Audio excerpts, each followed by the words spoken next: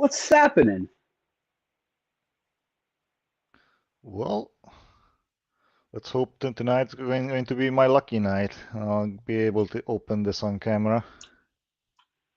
Beautiful. To be fair, I haven't opened this lock since the last time I had a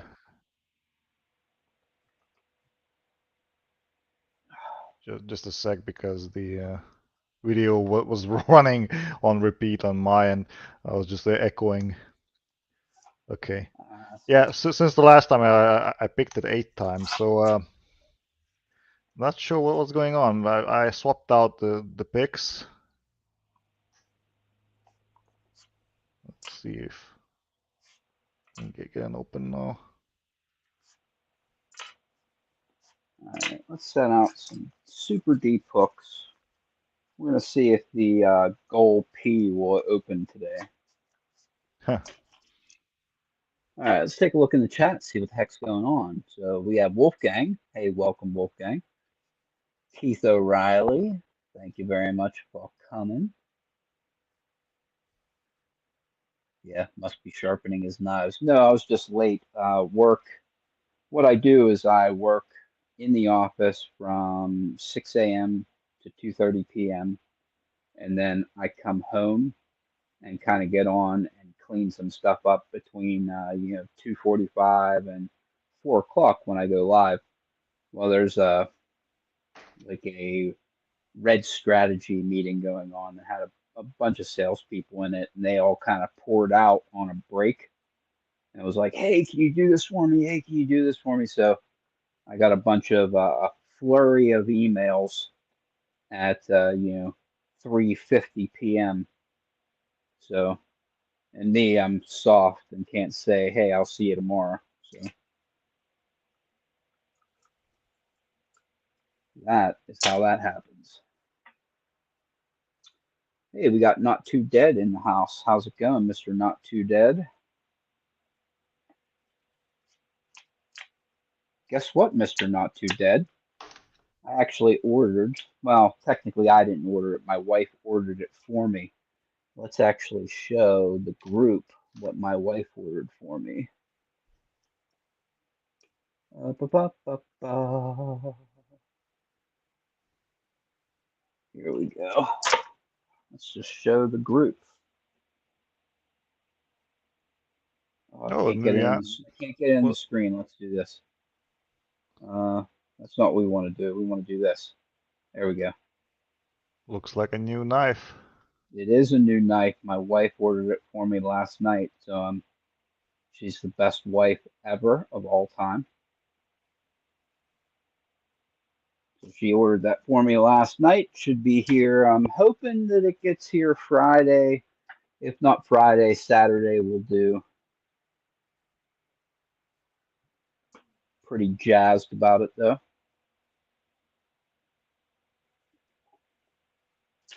I've been having a lot of good times here with these new sharpening supplies that I got. CBN and Diamond are the shit.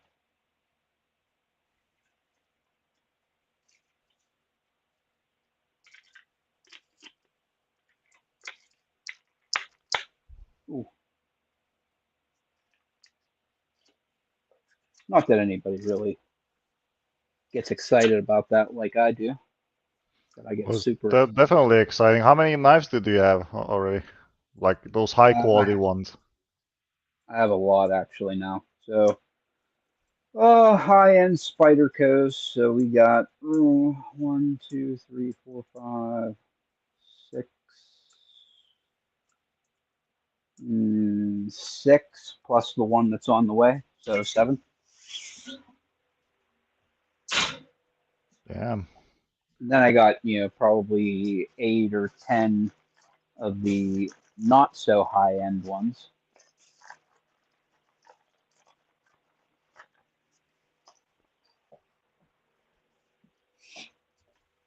Yeah, I got the sickness. You know what I mean? You get bitten by the bug, and next thing you know, you order $1,000 worth of knives. So That's fine. That's how it happens. I mean, that's the thing, and it's happened with locks, and it's happened with knives, and it's happened with hand radio equipment, and lock picks. If you look on this table here, there's probably anyway $1,000 worth of lock picks on this table, no doubt, and we all do it because we all have the same sickness. Well, I gotta say, knock on wood, I haven't ordered for months now, so I'm good. Let's But show. I have something on the way that I ordered last year, and these are a couple of new Ruko locks, which will be actually cut open, and they will be basically what are those called? Cutaway locks. Okay. So all the versions of the Ruko for 500, they cutaway form. Fabiano is working on them right now. We still need to figure out how to make the cutaways for those sleeved core ones, because those are the ones that are kind of complicated ones to cut. So here are all the high-end ones that I've ordered lately. Oh wow. So this one is my very first one. It's S90V, and it was my first knife in a super steel. So I got this, and then I felt how good the steel was, and I was like, "Oh yeah, we're not buying any more cheap ones. We're buying the good ones because they're so much better." Then I upgraded to this one. This one's CPM S30V, and I really like this model. So then I ordered this one next. It's the same model in a much higher end steel, Rex 121. And I liked it so much because it's like a high speed tool steel in a knife that I ordered this one, which is also a high speed tool steel. This is a Micro Melt Maximet. So I like that model. So I ordered it in a different tool steel. This one's 15V. And then this Nice. one I've been using this one so much that I ordered the more comfortable handle of the same one. So you can see it, the natural progression. It makes sense in my head. I'm really interested. What do you use those knives for Uh, to, usually? to open Amazon packages and open mail, and on occasion I'll break down a soda box or a pizza box. Oh, that's impressive. Not really, no. Do you do it in for front of the postman? I will You know, tomorrow whenever the knife gets here. I'll definitely rip one open in front of the postman because that new one's going to be really cool. Because like these ones here are made in the U.S. in the Golden, Colorado factory, and then these ones are made in Taichung, Taiwan. Also makes really good knives, but the new one is from the Seki City, Japan factory. And it's my first one from there, so I'm pretty excited about it. All right, let's get these knives out of here. I'm making a mess already.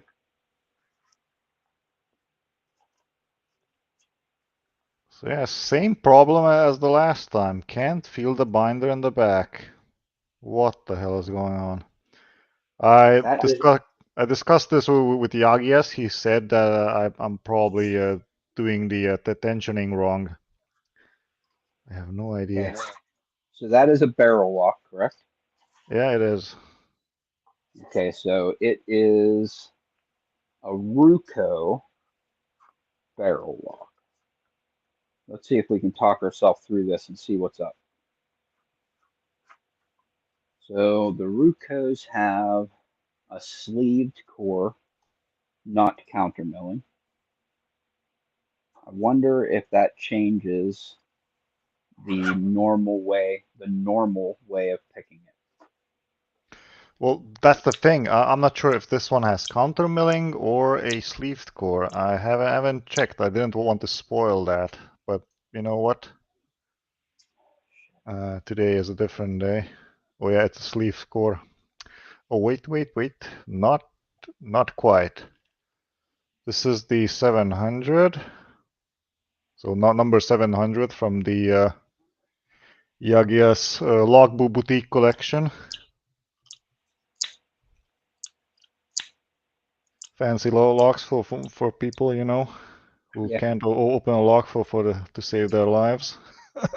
Oh, yeah. So you don't actually have to gut it. You have pictures. Yeah, I do. Well, that's convenient. Well, I'm definitely going to gut it though. If I can get it open, I'll gut it for you on camera. Doesn't matter.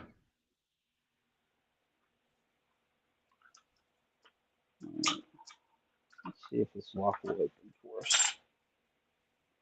740, 739. Which one is this?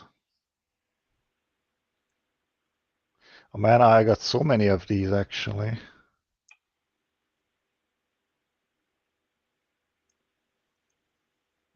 So Dean asked if the Taiwan-made Spydercos are less expensive than the U.S.-made ones, and the answer to that is it depends.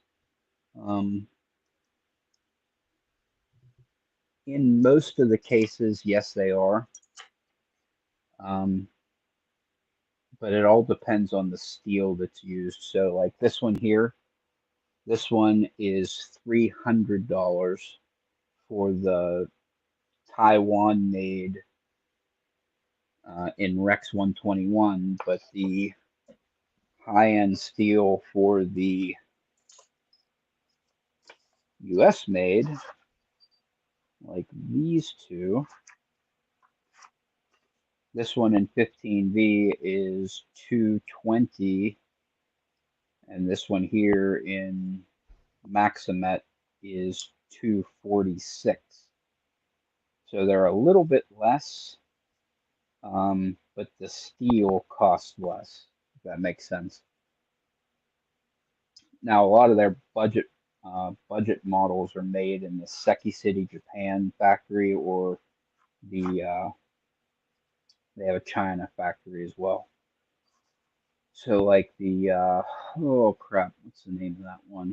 The oh crap, what the heck is the name of the Tenacious? That's made in their Chinese factory. That's a pretty cheap knife. Um, then they have a lot of their ones in the Seki City factory are the ones that are just FRN. So like a plasticky type material, kind of like this. This is FRN, but it's over steel liners.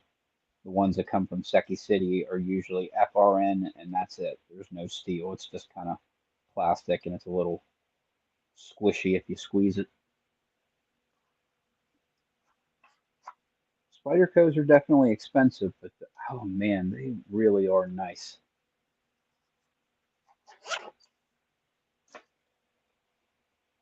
Kind of like that they have no blade play. You close them like you let go of the lock like this. You press this button here for the lock, and they just swing shut. Convenient, open and close with one hand. Beautiful, nice stuff. Okay, let's see if we can get this open.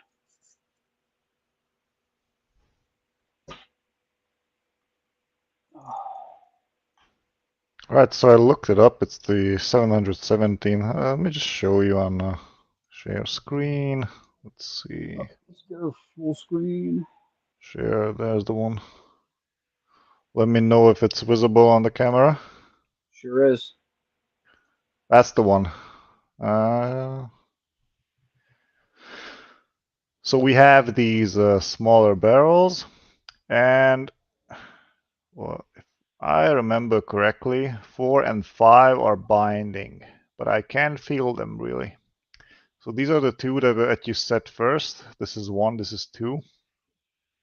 So the key is mirrored. You would have to, you know, turn it around, mirror it in your mind when you look at this pin layout. So number 3 also binds, but you only have to set it once. So this one requires, I don't know, maybe 1 or 2 clicks to get it floppy. So I managed to set these 3, and these 3 in the back are causing problems. And as you can see, this is not a sleeved core. This is a counter-milled core. It certainly is. Yeah. So this could be one of the reasons why this one might be easier to pick than the other ones. Because look at these other ones. The Ruko 700, for example. This one's sleeved. That one looks different. Let me just check if I have a 600 that has a sleeved core. I don't think I have. Nope. Yeah, only the 500 ones are sleeved. I haven't seen a 600. 500 is sleeved, and you have one 700 that's sleeved. 2 700s. 2 700s that are sleeved. Yeah. Look at that. Even the hourglass ones are also sleeved. I could put in trees in these if I wanted to. 728. I never thought to look at in my ASA 700 and see if the one with tapered pins in it has counter milling. That'd be interesting to see. Okay, I'm going to close it now. Let's go back to picking. Let's try and get an open. Good luck, man. Yeah. So let's see again. Let me check if these are floppy. Because I designed this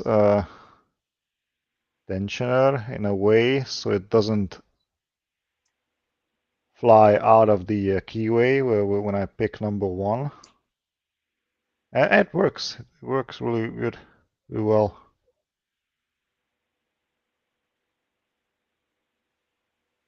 Go, there's something binding here.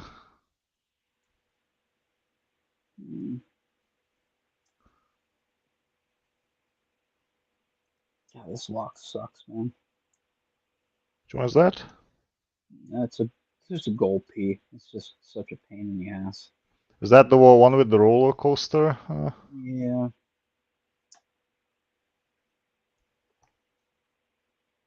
Trying to pick it with a super deep Jimmy Longs.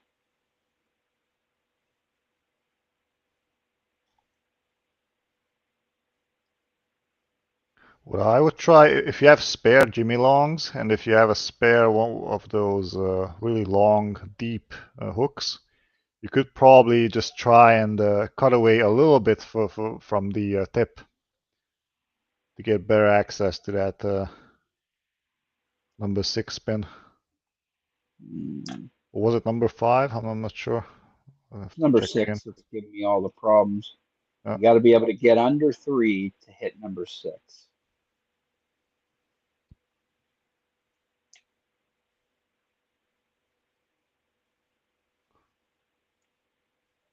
It's definitely floppy. So number 1 is definitely picked. Number 2 picked. Number 3, let's see. Feels floppy. So we should just hunt down this one binder. I think I felt it for a second. Yeah, it's number 5 actually.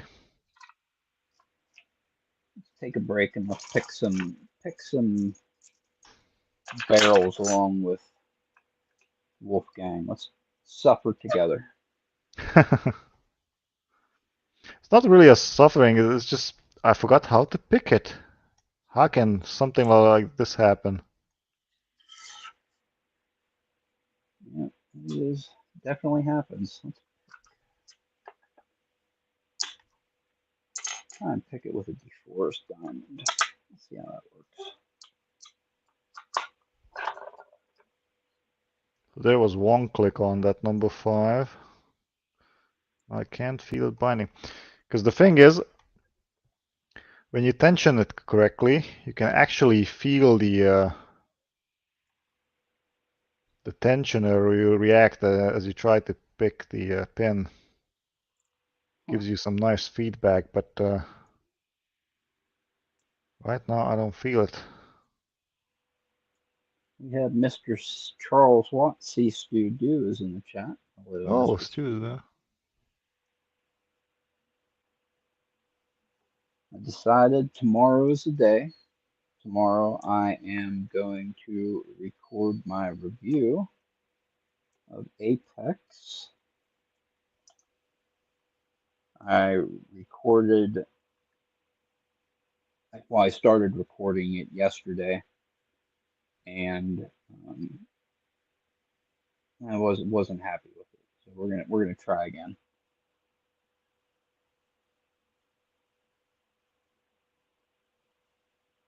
I started recording it and I didn't like print out um, any of any notes about the picks, what they cost, what I had. So I kind of like having that stuff printed out so that I'm not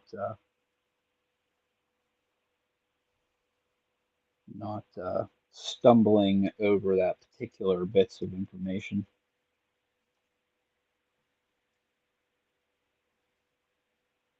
Oh,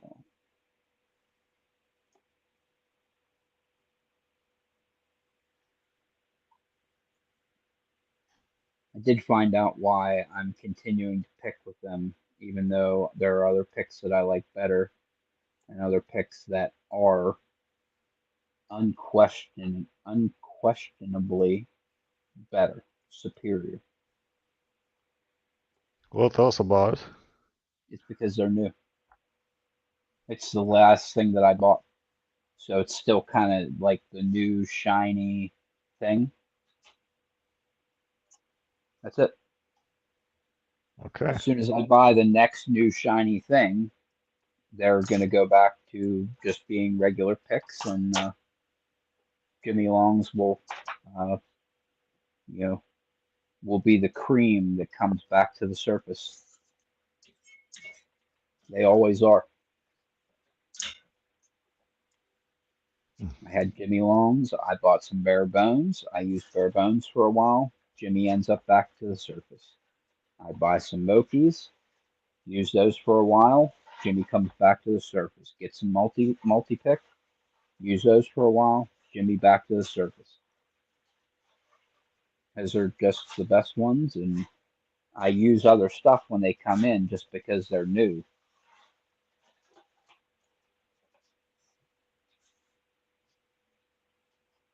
They're like the new shiny thing that I hope is better and nicer and more awesome, and they all invariably disappoint me. And back to Jimmy I go.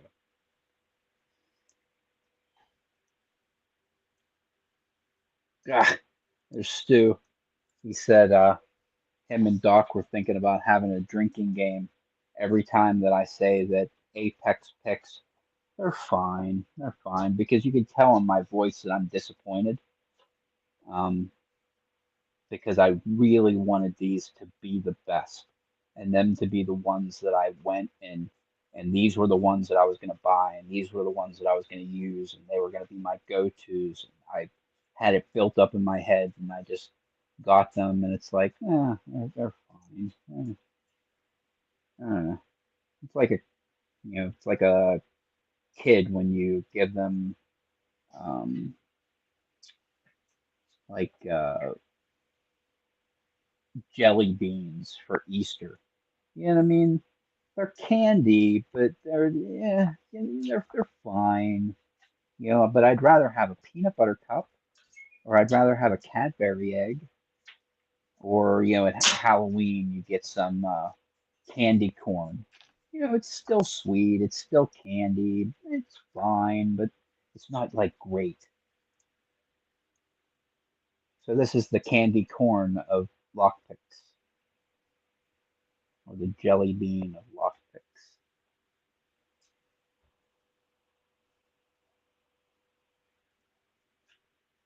I like that.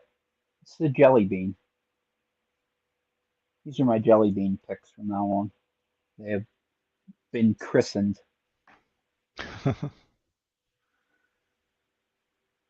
What do you think, Stu?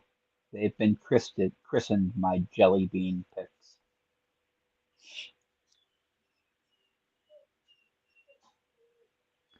He was lurking. He is lurking. Jeez, what is going on?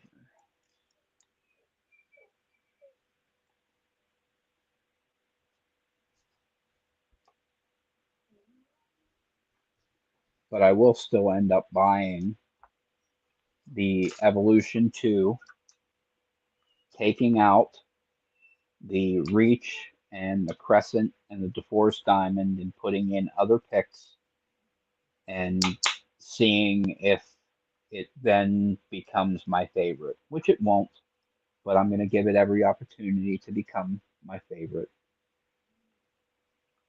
I just don't know. Oh well, they're fine. Jelly bean, drink. I actually found a bottle of booze. I drink very rarely, and crap, what the heck was I doing? I can't remember what I was cleaning up, but I don't know why I put it in this particular cabinet, but where is it? I gave it to my wife the other day. I was like, "Hey, what the hell is this?"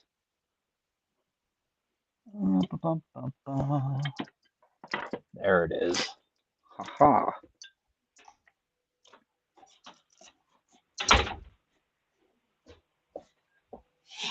I should have my wife stop at the store and pick up something to mix this with.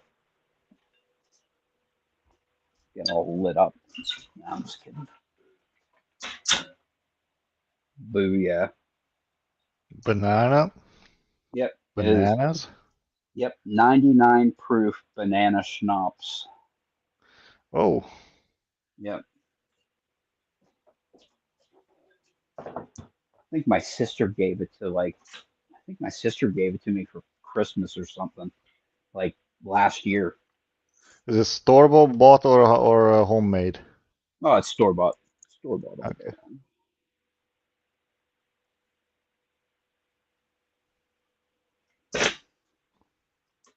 Because here in Europe we have homemade schnapps as well. Ooh.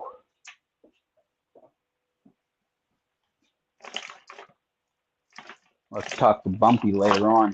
There's like a distillery near his home where he gets like whiskey barrel aged potato vodka. It actually is intriguing. Yeah, he showed it to us the last time on stream. He was drinking it. Yep. Because vodka. It's let's not put too fine a point on it. Vodka, a lot of times when you drink it, it's like drinking glass infused gasoline. But you know, aged in oak barrels, like whiskey barrels, that actually sounds kind of good because whiskey has kind of a decent like taste to it. I don't know. It's intriguing to me.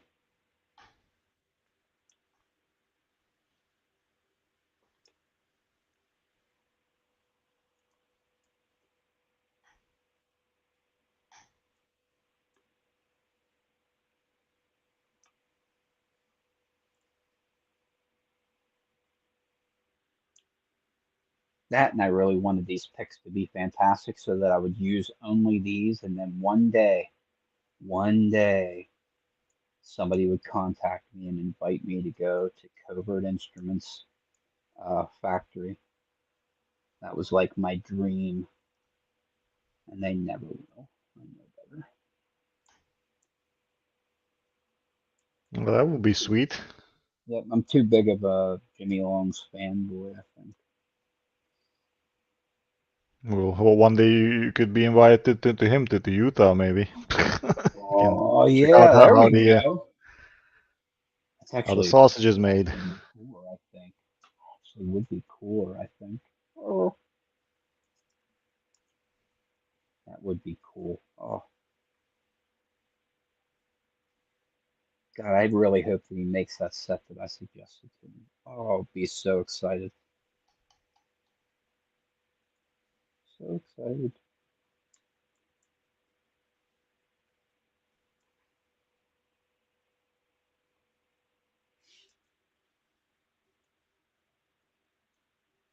Mr. Nola Southpaw in the house.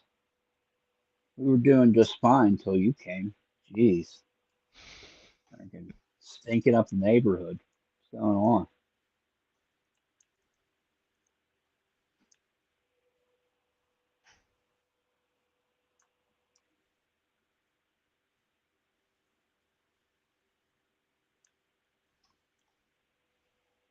Yeah, it's too bad.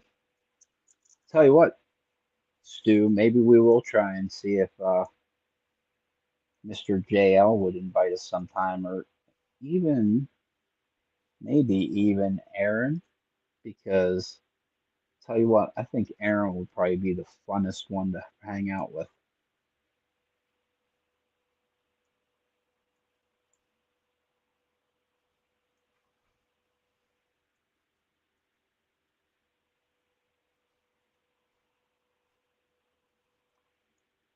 Come on, man. Barrels suck, man. It just seems like you're not making any progress. You're just going through and picking, and it's disheartening a little bit.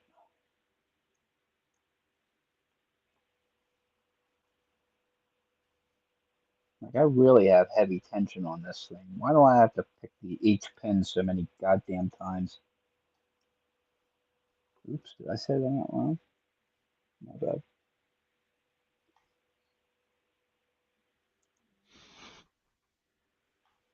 Well, that's barrels for you. I mean, they're like my nemesis. They're my kryptonite.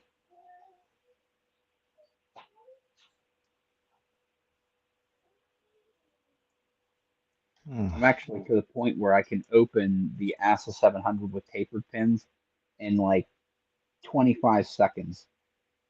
that's awesome. I know. Why are these like, why do they fight me so much to get from stage one to stage two? Well, they like hanging, Yeah. doing nothing but hanging. Let's switch to some Jimmy Wall. Oh boy.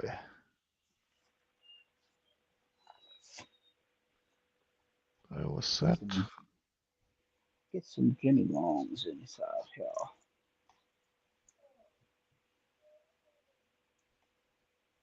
God, those just are so much better.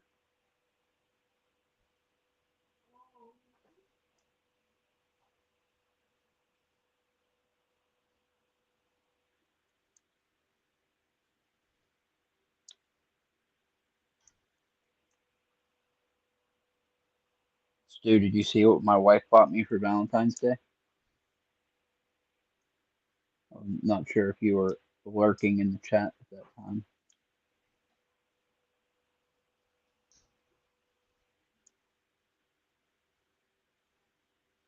What you working on there, Ray Ray? This is an ASA Maximum Plus Restricted. So it's basically an ASA twin with no side pins, but it uses the same key as the ASA twin. See the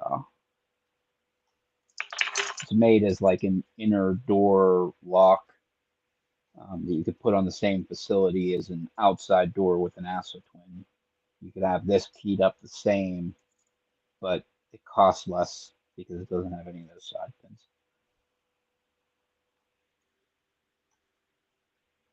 I was actually just looking at a ASA Twin 6K just today on eBay. I was gonna buy it and decided not to. We're gonna wait until I pay off some of this crap that I bought over the last month.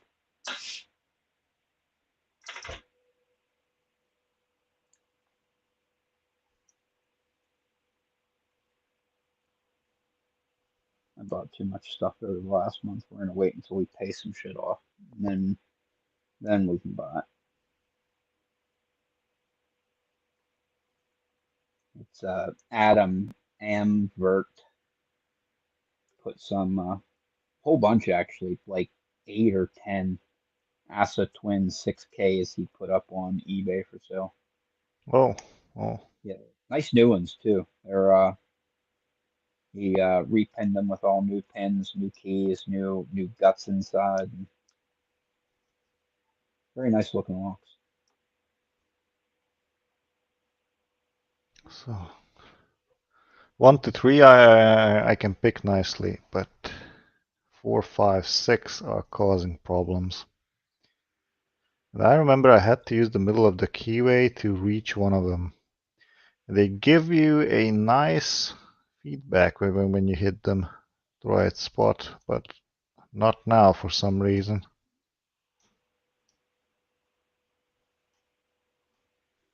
That is correct, Stu. It was the knife at the beginning, so you were still here. You were here because I was talking to her about it yesterday, and I was like, I got my PayPal Pay in 4 balance. It's down to like $500 now. I could probably get this knife here. And she's like, no, no, not now. Get your balance down a little bit, blah, blah, blah. And I got like the maniacal smile on my face. And I said, but it's K390. It's special tool steel from Böhler Udahome in Austria.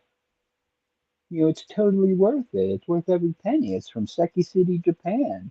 Blah, blah, blah, blah, blah. And I was like smiling and getting all excited. And she looked over and she said, what was her exact words? Like, you are such a little kid. Go get me a pop and then I'll buy it for you.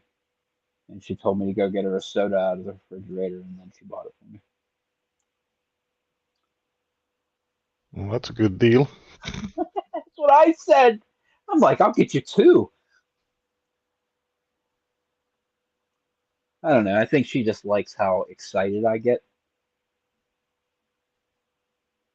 I don't know. I'm weird. I'm like into steel and because that's kind of why I think I was like going through and buying all the different lock picks because they're different steels and which one's the strongest and which one's the most comfortable, which one's the best.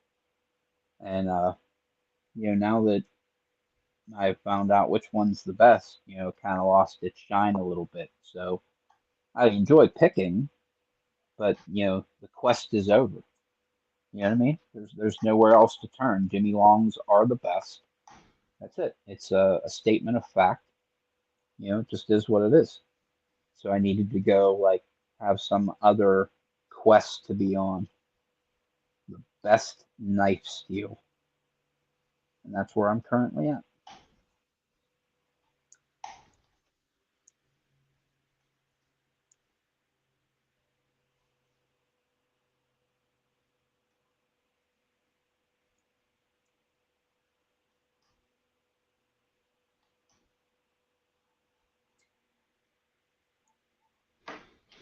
Okay.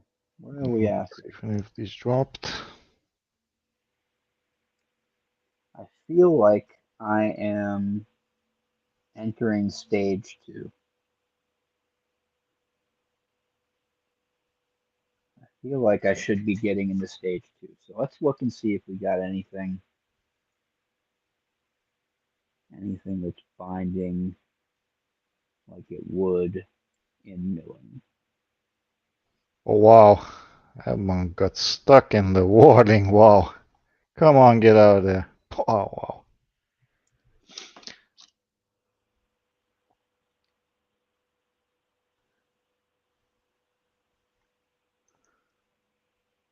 I can feel that binder, but I can't set it for some reason. What the hell? It's number 4.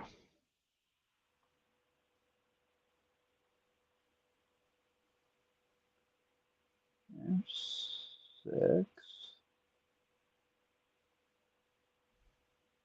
5, 4. I was watching people picking these SS600s and Bucos with barrels. Some of them Mhm. tell me they are using a light tension to pick the barrels. Other people use medium tension. I guess you need Huh, to pick your poison then. that's weird. I use heavy tension until I get into stage 2, and then I lighten up. Yeah, definitely. That's right at the start. You will want to treat them as taper pins, so you have to crank up the tension a lot. Yes. And then once you get into that stage 2 where you turn the core a little bit, that's where when you lighten the tension. Some people go back to medium, and some other people go back to light tension. So I guess it depends on the lock.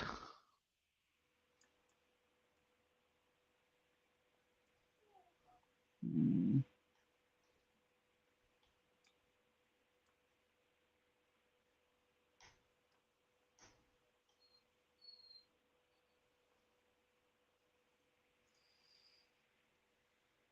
6.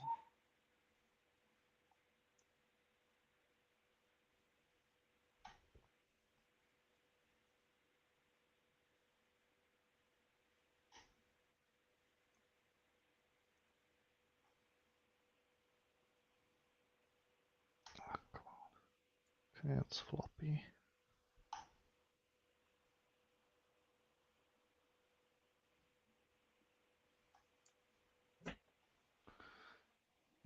Came to the conclusion that probably it's just the best to use gem hooks on these. I use gem hooks a lot on my barrel locks. I mean, I use gems on a lot of locks in general, but Yeah, gems work like magic on these. They set them right away. The feedback is also a lot better. for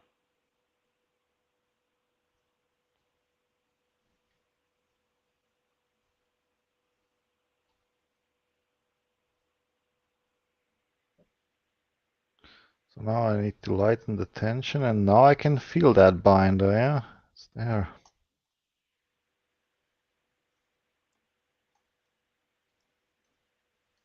hmm,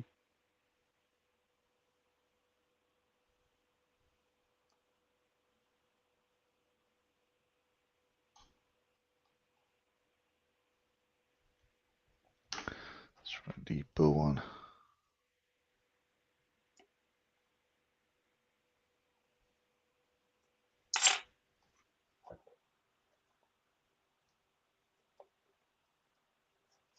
okay, let's try this.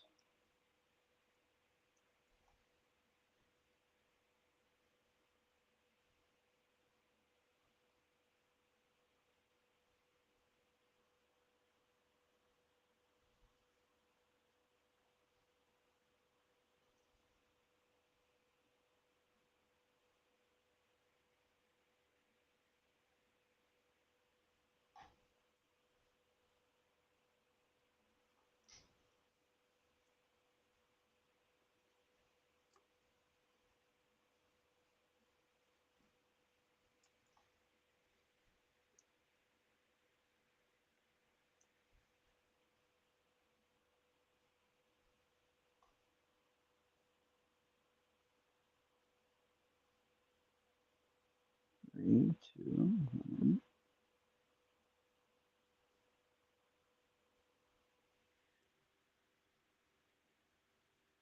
Oh my, come on.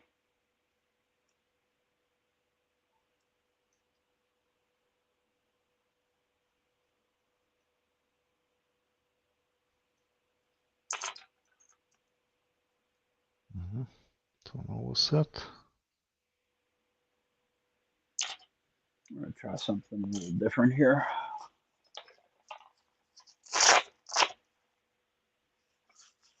Let's try a crowbar in here.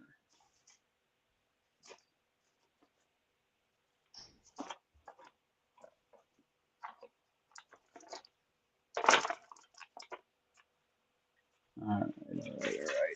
We need a bare bones gem.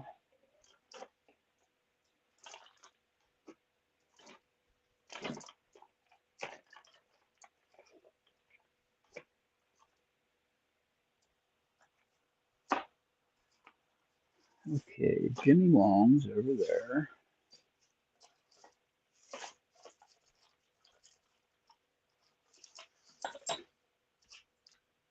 There are bare bones.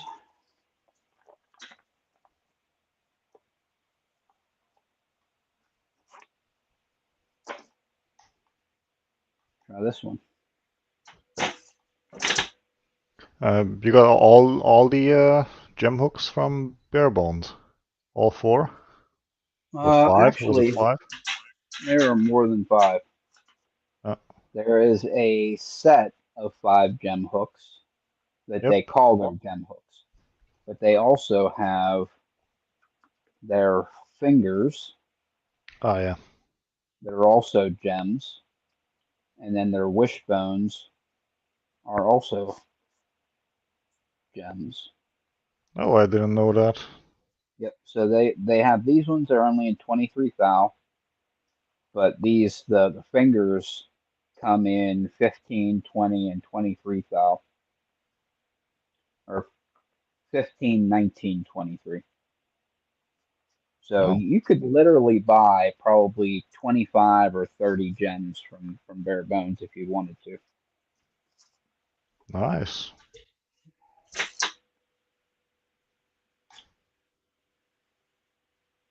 Okay. Let's also switch to a multi-pick tensioner, because those are like, I don't know, I don't really mind if I crank on them a little bit.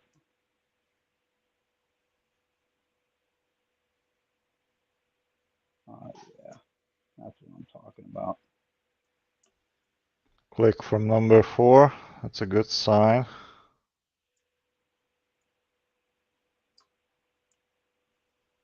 How do we follow up on that?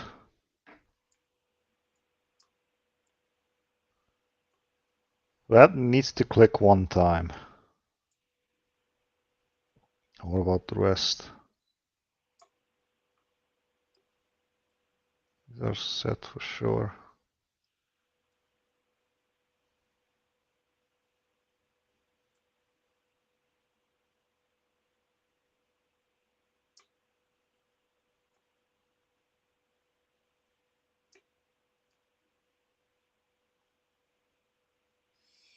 Hmm.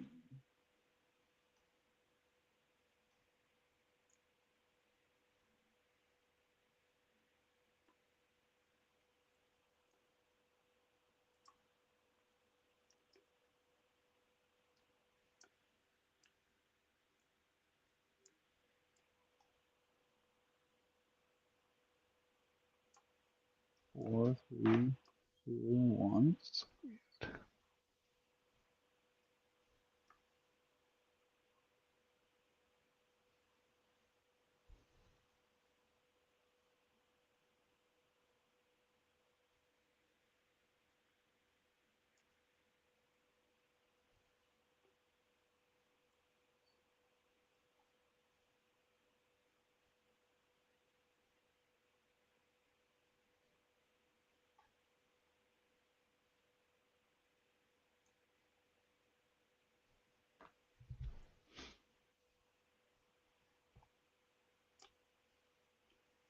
There we go.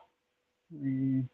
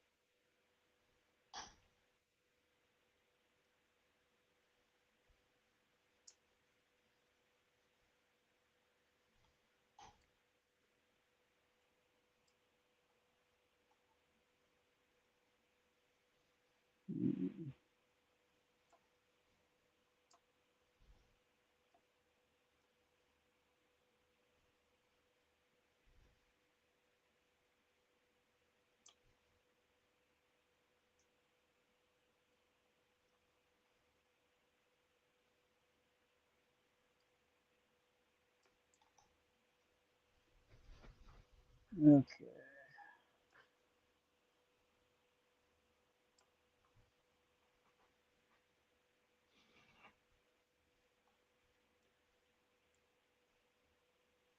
I think I just went into stage 2. Nice. On. I think number two dropped or something dropped. Yeah. Yep, definitely in stage 2. That's 4.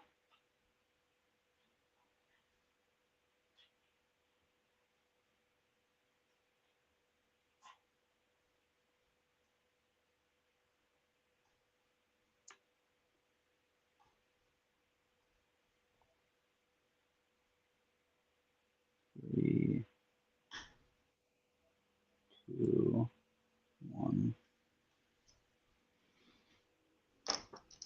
Oh man, running a lot of ideas. 4,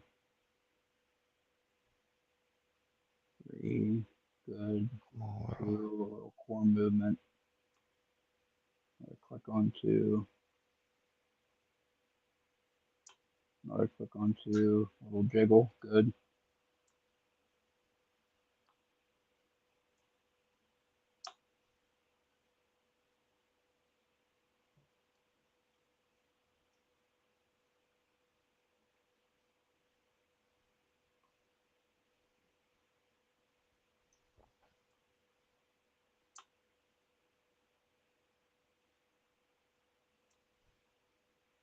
Mm. 5. 4 is jiggly. 3 is good.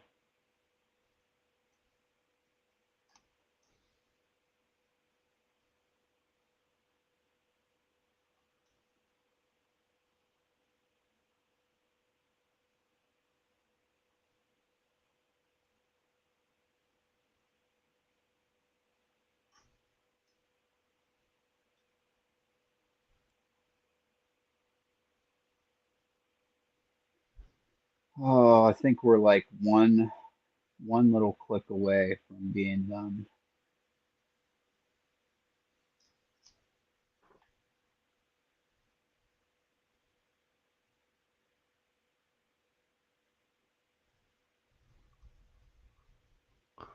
Oh, Grouchy Lenny is here, saying he's at work. What's happening, Grouchy Lenny?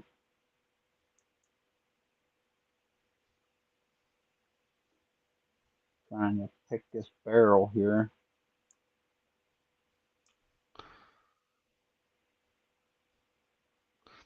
Yeah, I'm definitely tensioning this lock the wrong way, and I'm not sure why. What's the difference here? Remember I picked it in a different vise. Yeah, the 700 in that vise right now.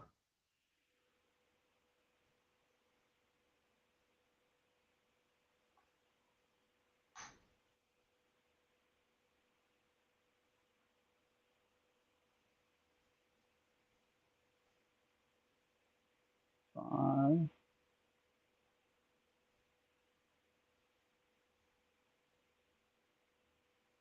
4,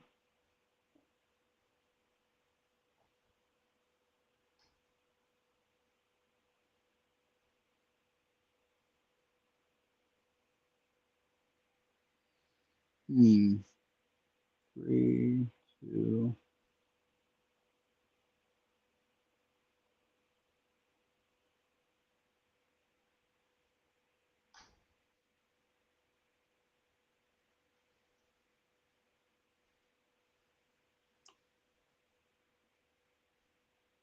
Six is good for sure. 4 is good.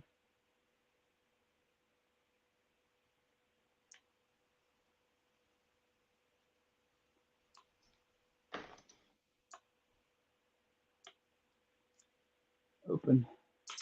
Nice. Well done. Open.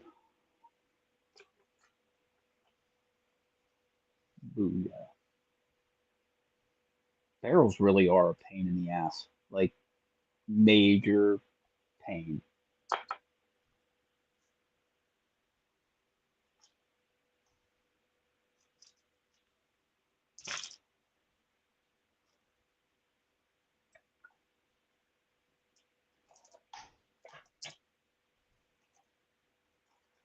What to pick next? What to pick next?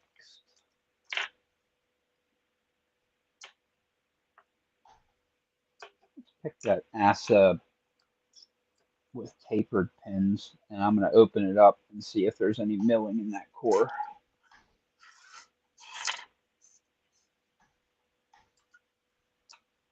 Let's do that.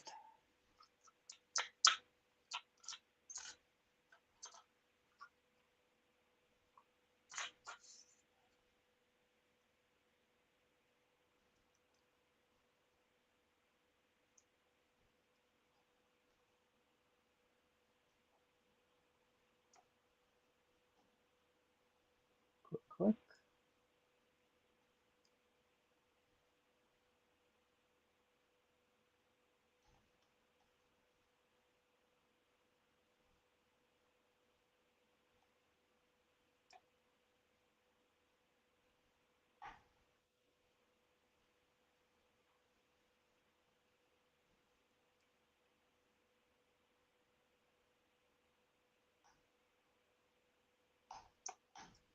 Open. Nice. See what I said about the, like, I used to pick at this thing for like a long time in order to get this thing open. Now it's like a 25-second lock.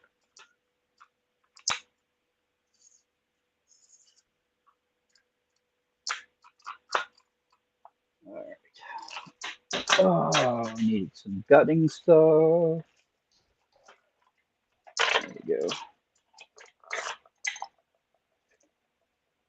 So, want to take wagers? Who thinks that there is milling inside this core? Who thinks there isn't?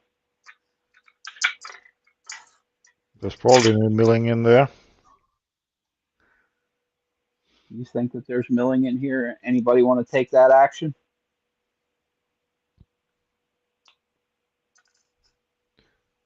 But of course, tapered pins don't interact with that.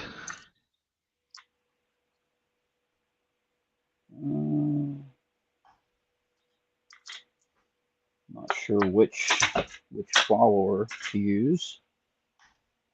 Been quite a while since I got it as 700. So 3.5 millimeter, I think. This is the one that you need. 535 thousandths. There we go. This one's 540 something.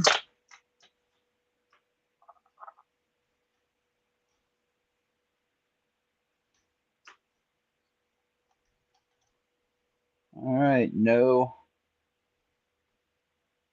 We're gonna go no shim. It's a little dangerous.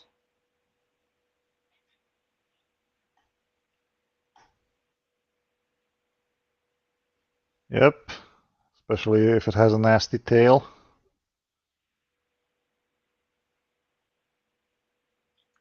Did it get stuck? No. Yeah, I would No, probably shim that. I don't know if this is the right follower for this lock. I feel like this follower is a little bit too fat. I feel like I need to try a different follower.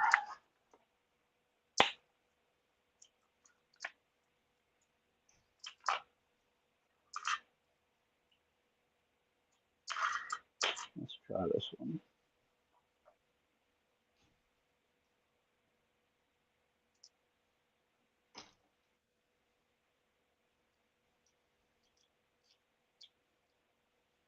There it is.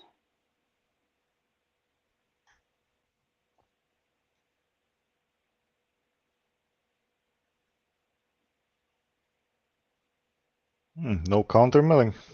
None. Nope, nothing. Yeah. There is no milling whatsoever in there.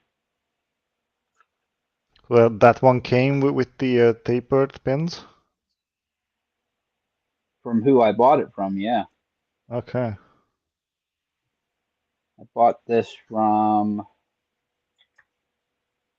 uh Florida Man Picks. That's who I bought this from. Oh, Because I bought like a batch because I wanted to learn how to pick the ASA 700. So I got the 700 with tapered pins to learn how to pick tapered pins. Then I got the ASA 600 with gins to learn how to pick gins. And then I got two 700s with Christmas trees. I got one with 3 Christmas trees and one with 4.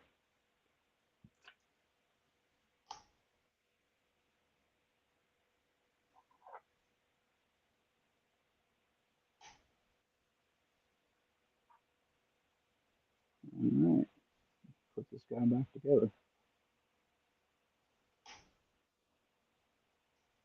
that's similar approach to what I have. I did the same with the Ruko 500 and the 600, and I also did the same with the Asus 700, but I haven't picked any of those yet.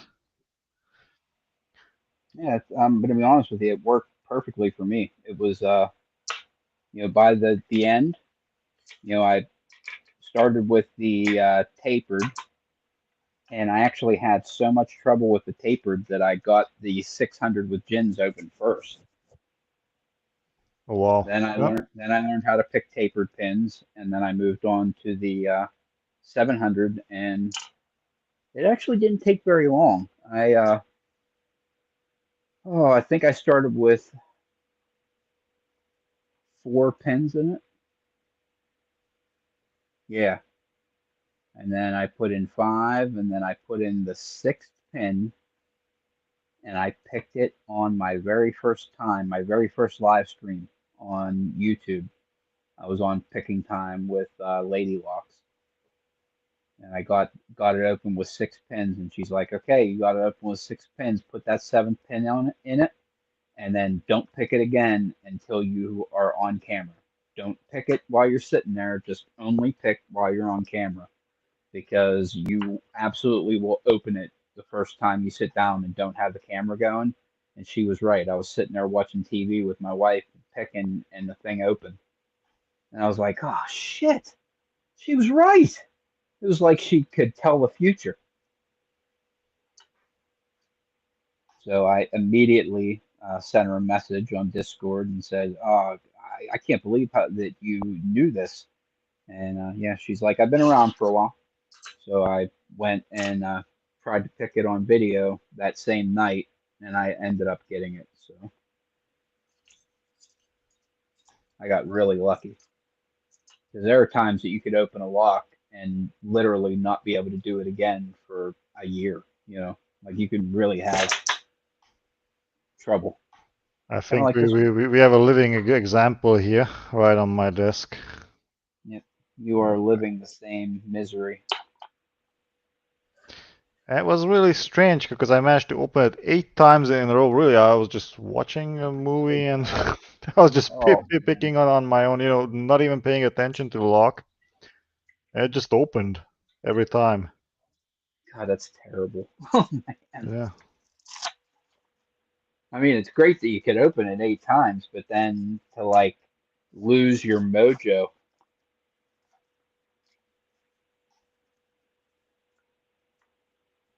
Definitely know that feeling. The time that you sit down and then like, what is going on? Like I used to be able to open this all the time, and then now I can't open it at all. What changed?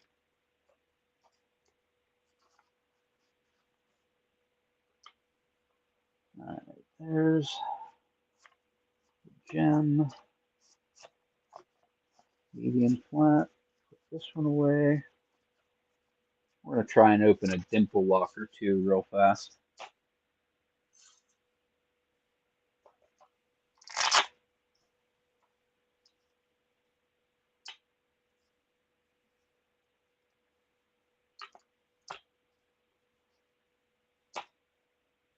can't believe people like these pics. It's so weird. Makes me Wanted to wonder if will. it's Yeah. multi-pick. Like it makes me wonder if I'm like weird. But the crazy thing is that I said what I didn't like about them, and you said that's exactly what I don't like about them too. It's just weird. Yeah, actually, I wanted to try them out just again, so I can verify. Yeah, this is why I don't like them. I I'll mean, I definitely. do it all the time. I will pick these up every couple months and just pick with them just to make sure that like, am I sure? Because everybody says that these are the best picks, like that they're so great. And I can't do it. I can't make myself like them, no matter how much I try. I can relate to that.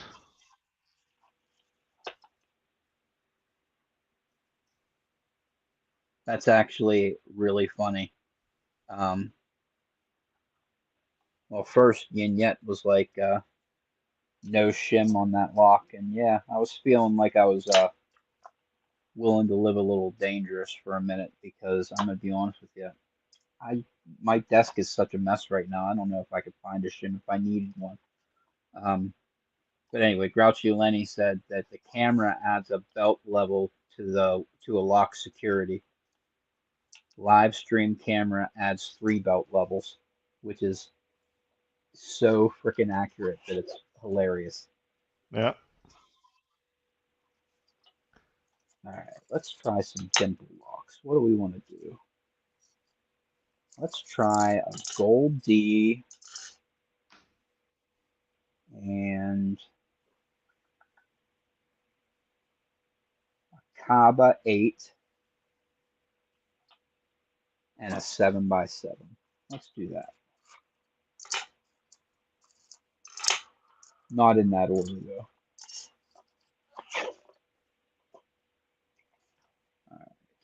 Where's my 7x7? There it is. So let's do a 7x7 first, then go to the Kaba 8 and then the D9.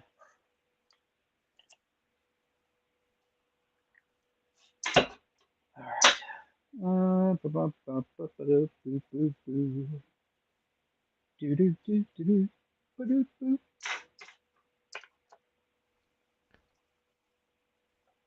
right. And I also got loose shirt box near me. In a week, I'll add a couple more locks to that box. Yep. Because we got Blue shirt's gonna get a package from me actually here. I am taking off next Tuesday to go ship it to him.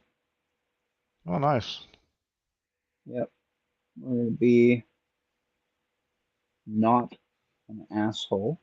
We're gonna make sure to get it to him soon because he asked about it, God, like over a month ago, and I was like, oh yeah, I'll definitely send it to you, and then I completely forgot. My aunt got sick and we went over because everybody wanted to go say goodbye and she was so sick and blah blah blah, and we went over, did that thing, things were crazy, and I completely forgot that I even had the conversation with him. Bumpy Bones in the house. Well, Bumpy Hey, Bone. beauties! Oh, good evening. How's everyone doing? Struggling with life and with the Ruku lock. Oh, know the feeling with life. That's that was the story for today with me as well. Yeah, that's so funny because I sent a message to everybody on Discord, was like, hey, I forgot to set up a live stream for today. Here it is. Work's been crazy. I've been losing my mind. It's like, seems like everybody's freaking getting kicked in the nuts this week. My dad had a bit of a negative reaction to some new meds that they put him on for his Parkinson's. Oh, So we've been jeez. kind of Bad to pushing hear. through that. Oh boy. Yeah, good luck with that. What was the crazy thing for me this? Oh yeah. Um, Confusion and all that stuff with it. It's like, yeah. uh, But I got a nice little haul from my local hardware stores. Oh, what do you ooh, got did there? Oh, just a couple master locks, True Guard padlock, True Guard deadbolt. Oh, this would be kind of an interesting. Looks like a KW1 keyway. And then I also picked up another Schlage light commercial deadbolt to play with. nice. Nice. Oh,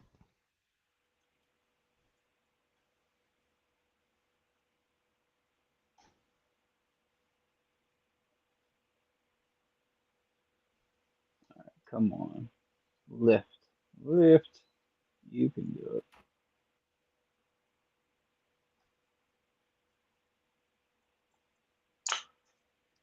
All right, let's try. Let's try a little bigger flag.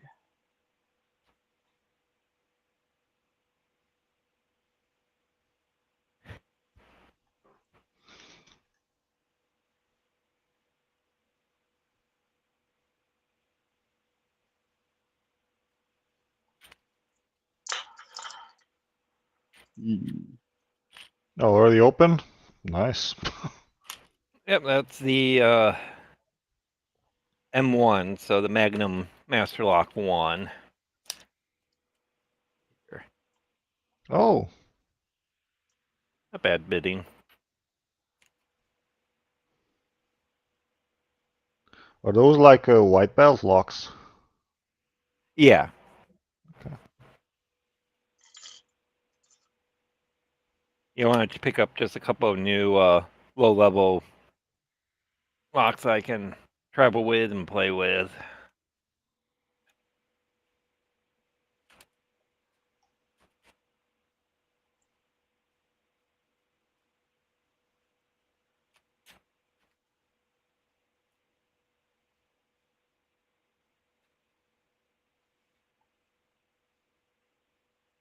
Hmm. Oh, come on, it overset again. That's that binder. It keeps oversetting. Hmm. Yeah, I don't think I like that. Let's try a different tension wrench. Oh, yeah. Let's do this one.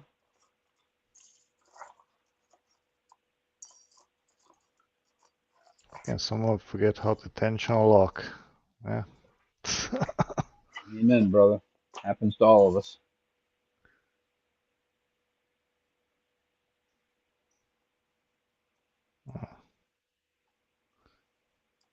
That's definitely the reason why that oversets.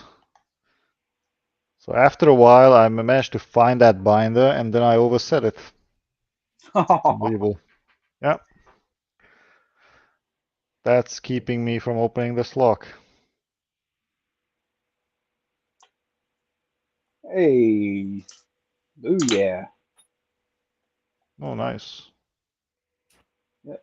Multi-lock 7x7. God, this really is my favorite dimple lock. It's not hard. It's just straightforward. There's some nice spools in it. Get good counter rotation, great feedback. It really is a good lock to pick. Oh, I gotta get one. Oh, such a nice lock. Indeed they are. Here I have one on my desk as well. I'd like to get one with a freaking key sometime. One of these days. I bought mine brand new from Amazon. Oh, there you go. What was it, 40 something euros? And then the Junior as well, the MTL Junior. Nice. I haven't picked that one yet though. I should probably pick it. I just wanted to reserve that for my custom dimple picks. I got two very interesting profiles that I will want to try out on that one. Do you happen to know the data? It's called data, right? DADA. And it basically looks like a Lishi tool. You can use that to decode what are those called? Dimple locks. Oh, really? Really? Yeah, yeah. And that one has two profiles that are very interesting, and those profiles are specifically built to tackle pin-in-pin security. That's cool. Yeah, I had I no could idea. send you a link, or I could maybe even open it and show you what they look like. Just a sec. Open a new tab. And you can order them from Wendt, but I think other shops might have it as well. So Wendt Sci-Fix, or what it's called,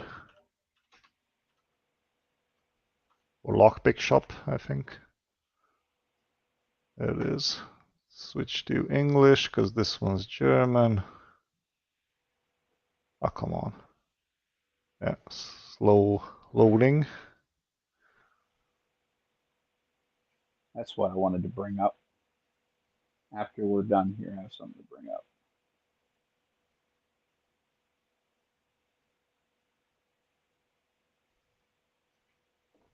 Did it load? Oh yeah, it did. Okay. So data. Yeah, and there they are. You can buy the replacement picks, but I can show you the whole device as well. Let me know when you want to share screen. Yep. Why is this in German the whole time?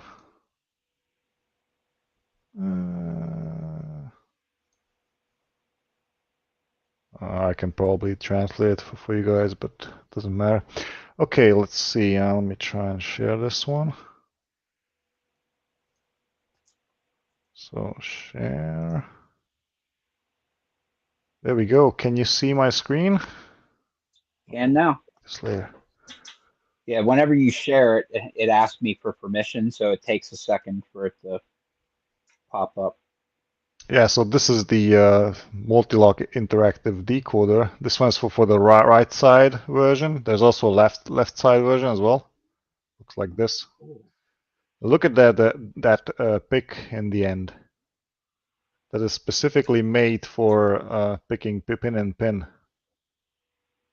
pins. That So is cool.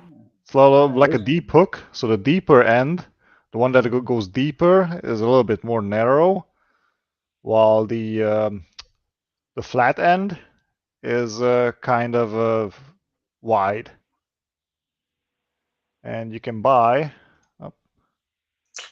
replacement tips as well. So there are two versions. There's the right side and the left side version over there on the bottom. So counting from the top, number 3 is, I believe, the left-hand version, probably. I'm not sure. That one picks like up instead of down. And the fourth one is the right side pick, I think. It picks downwards. You can buy these for 11 euros or 12 euros. That is super cool. Yeah. I was thinking Very of cool. buying one just to try them out and then make my own. But something more modified that fits my locks better. All right, stop sharing. Well, that's it. That's what I wanted to show. So while you were sharing, Yeah. actually,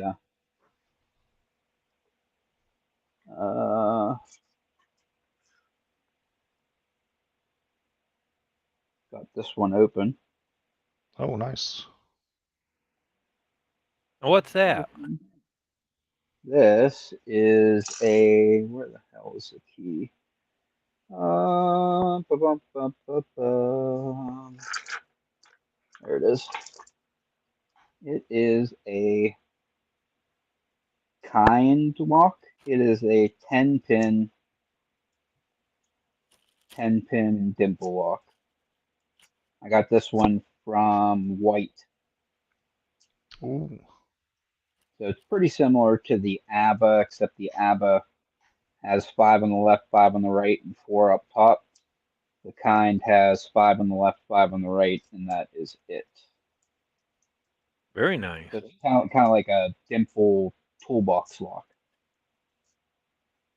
Nice, very nice. where the ABBA is what a vending machine lock. Next, we're going to try this one. This is a Cabot 8.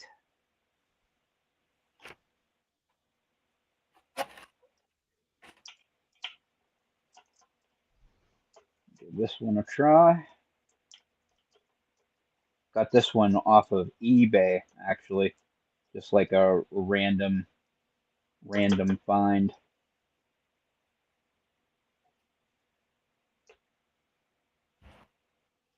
Mm.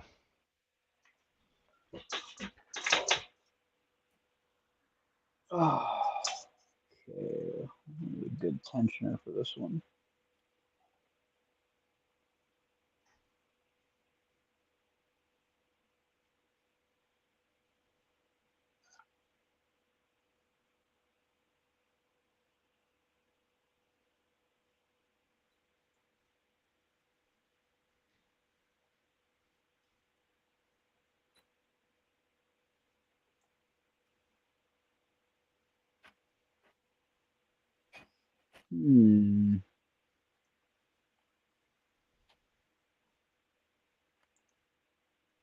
Oh, never mind. Thought we had screwed something up there. I'm like, wait a second, why is nothing binding? And then I let go and I heard 3 pins drop. I'm like, gosh, shite.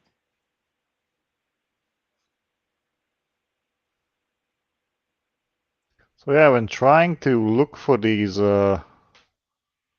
smaller barrels, I need to release the tension a little bit. So go back to medium, and then I can feel them. So that's good. Okay. But picking them on medium is impossible because they overset.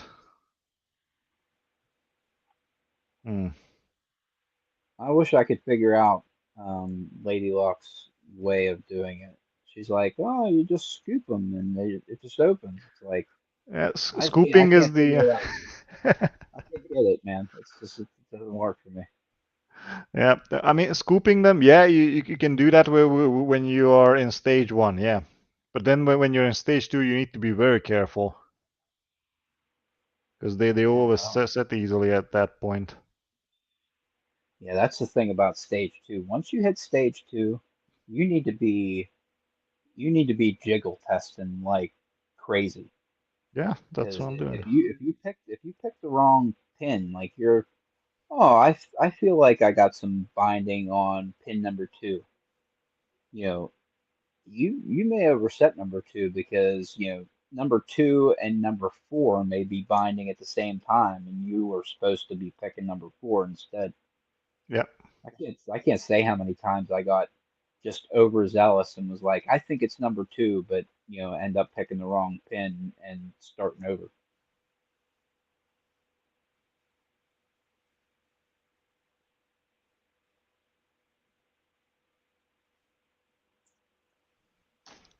Try, what is this? It's a medium hook. I'd love to get this lock open so that I could open it up and see what's inside. You God, I have never no idea. opened that one. No, and I have no idea what I would even need to freaking gut this thing. I'm thinking about it like I don't even know what the heck I would use to gut this thing. I don't know what the mechanism is in the center for getting that actuator out. 'Cause I don't think that there's any clips. There's definitely no frickin' space to get clips in there.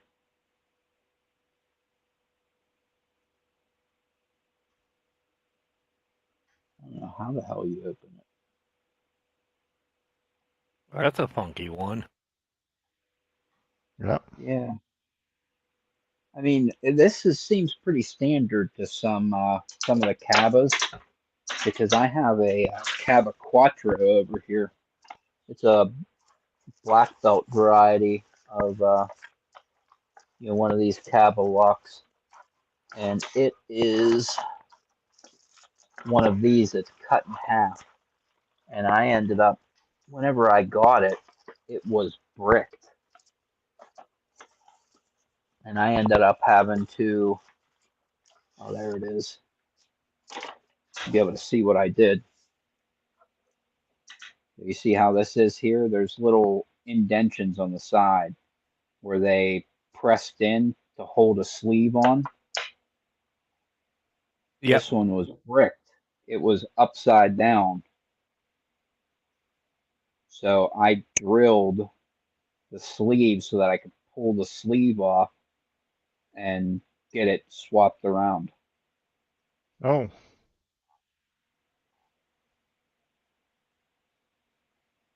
So this is a Caba Quattro. There are pins in here coming from every which direction. They're everywhere. There are pins coming from the side, from the top, from angles. I want to say that there are, I don't know, 16, 17 pins in here. There was a ton. Because it was really hard to get back together.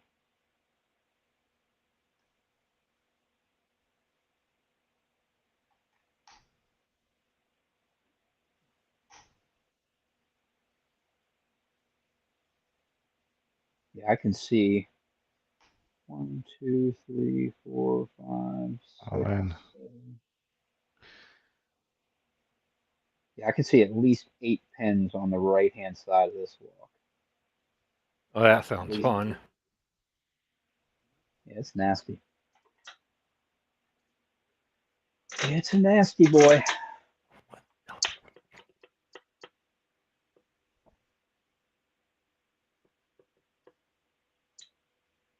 What do we want to pick next? My Echo device was trying to be helpful there by saying that it doesn't know how to help you with that. It's like, I wasn't asking you any questions. Yeah. Tell him to open your lock right there. Here, go on autopilot.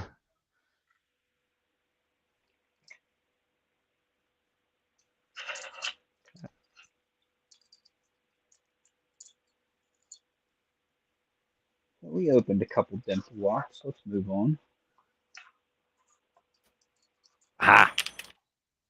I really do like the Huck dimple flag set. Really a nice set. Oh yeah, it is. Yeah, I just got that. It is a nice set. It's really nice when you figure out what exactly you need to do to them to make them like the right size and stuff. Yep, with some filing down and polishing, they become pretty useful. I like how nice and solid they are. You know, they give you really nice feedback. Yes, they do.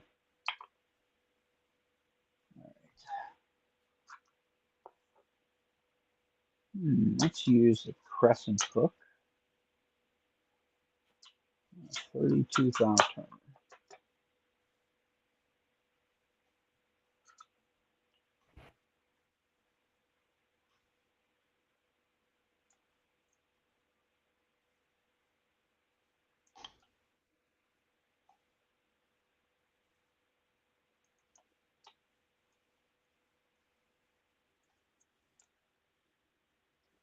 Rock out with your lockout is in the chat there. How is it going?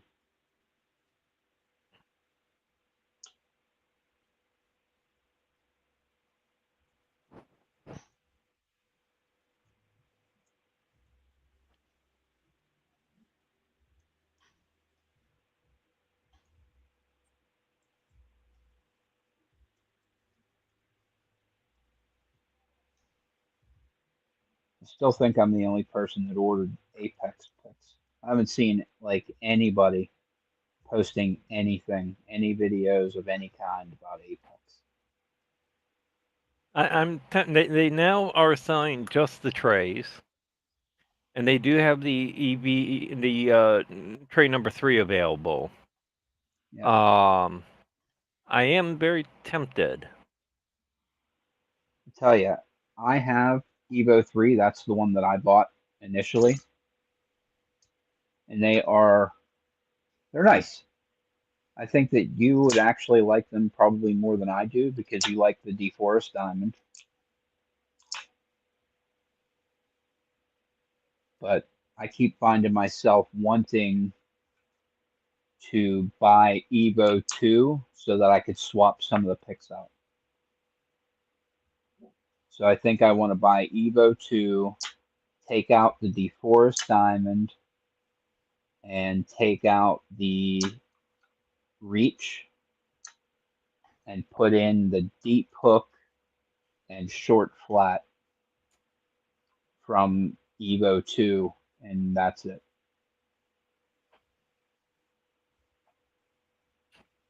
Because I really like the gem.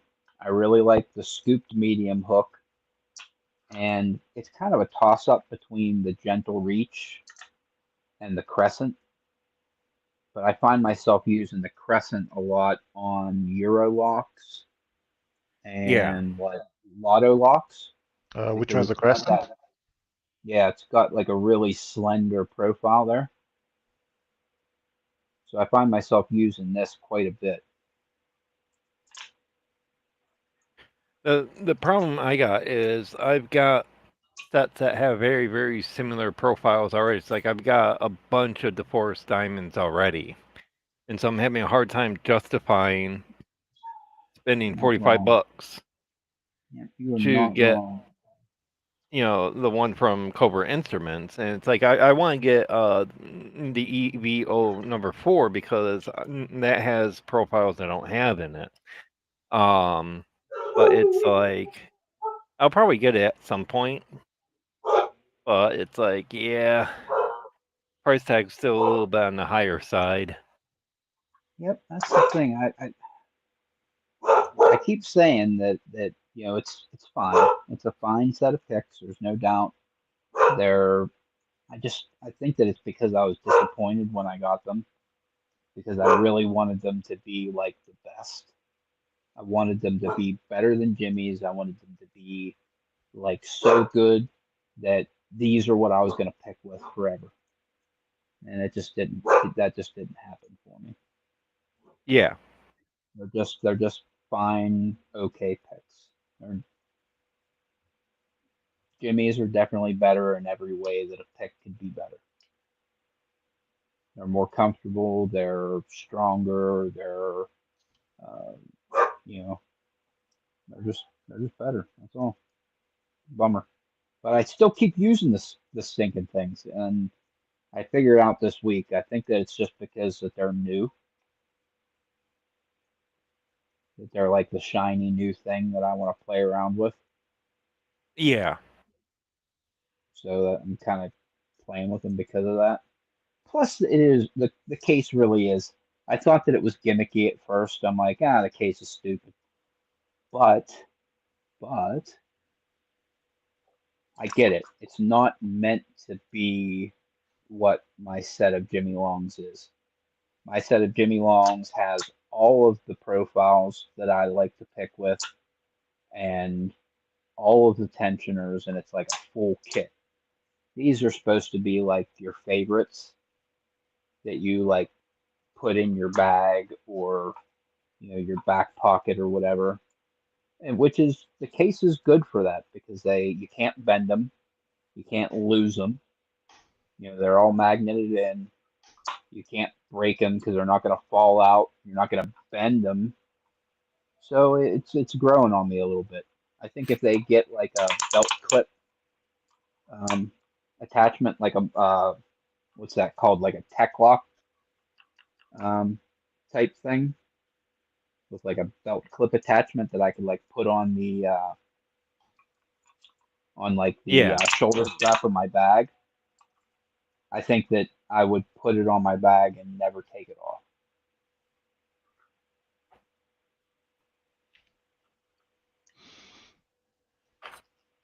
But it's only really good for that. I mean, like, you know what I mean? It's not going to replace your picks that you use at home because there are just better ones to use for that.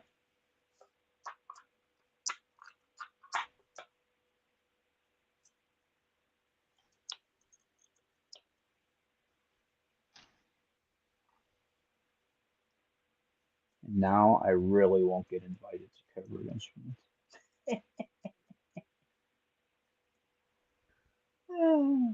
Yeah, you need to say nicer things, Ray.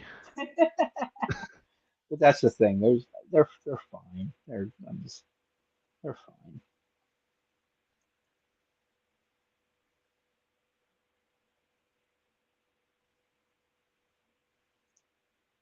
I tried to love them. I really did.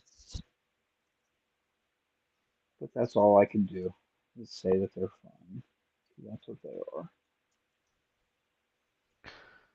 I can't believe this. Oh, I can. What'd you do? Still looking for the binder. And I know when I find it, it's going to overset again. That's the thing, and you got to be really careful. Like you can't just say I can't find it and start mashing up on things because you might as well just restart. Yeah, exactly. You're it's really unlikely that you're gonna find it by mistake and just choose the one to mash up on. Oh, come on. I haven't picked this lock in a long time. The kitchen sink.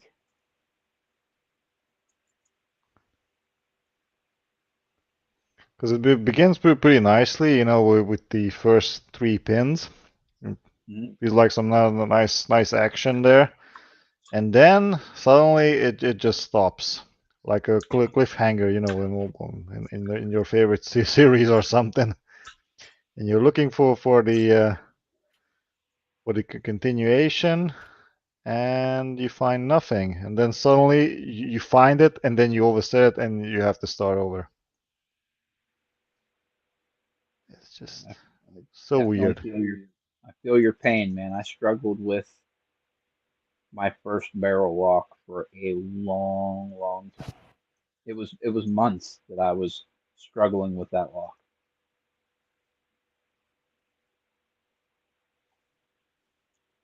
Huh. I thought for sure I heard my wife come home, but nobody came into the house. Uh-oh. I just kind of want to make sure that she's okay, that's all. Take a little trip here to the door.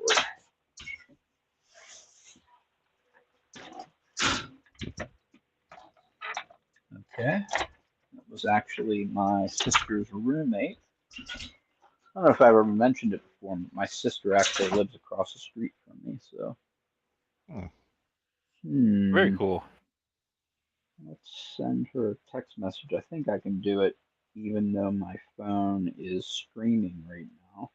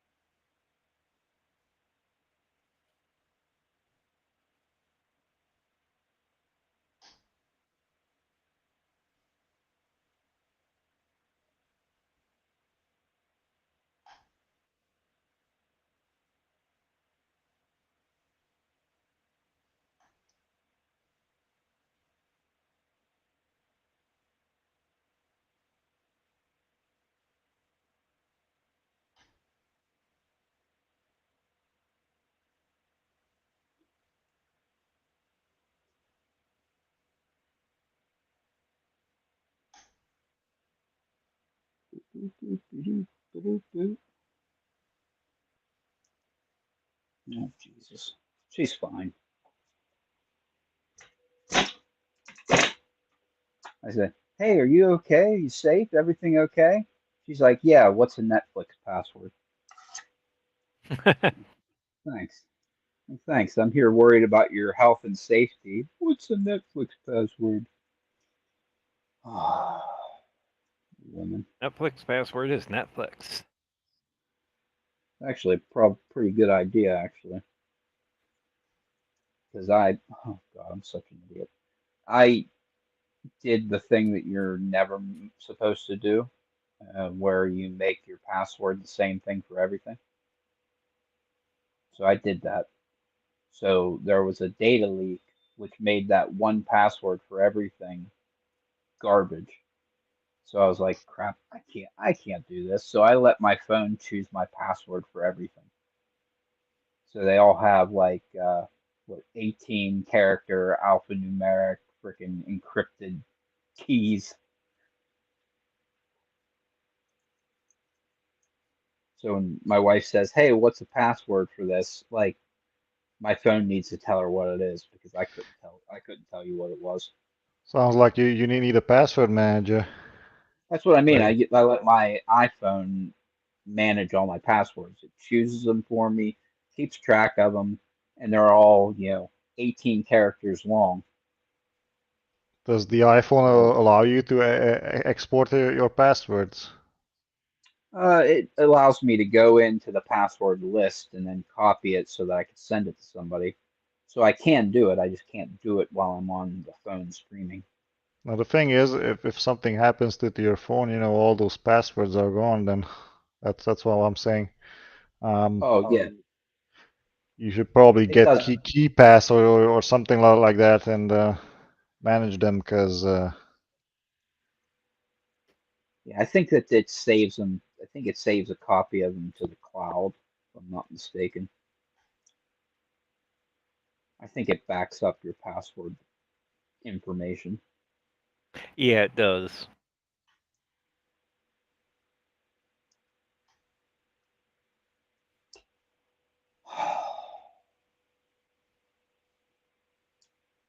This lock is a 1-star. It should not be this hard.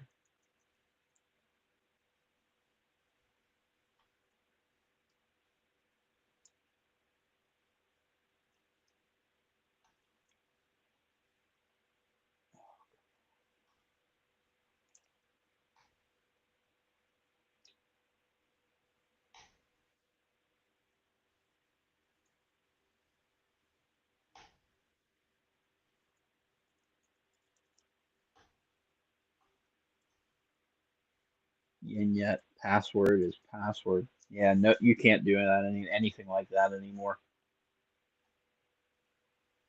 Like it's got to have lowercase letters, uppercase letters, numbers, special characters. Freaking can't be what you've used the last freaking 6 months, and it can't be words, and it can't be just a million things that it can't be. Like shit, it has so many things that it can't be. Why don't you just tell me what it can?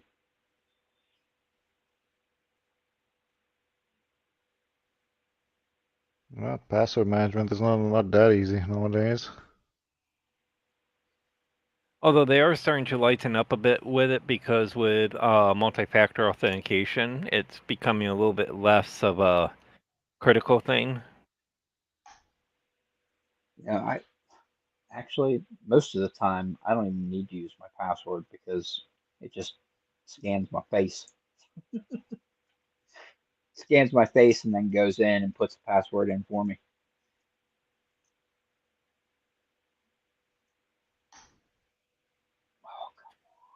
I used to work IT customer support, and yeah, password resets were always the bane of my existence.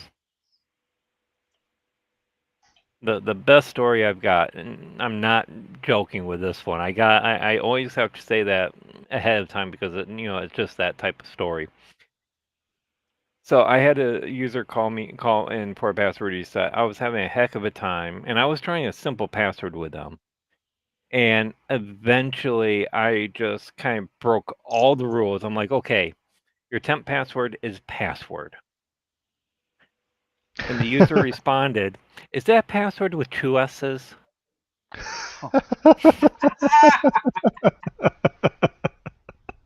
That's a good one.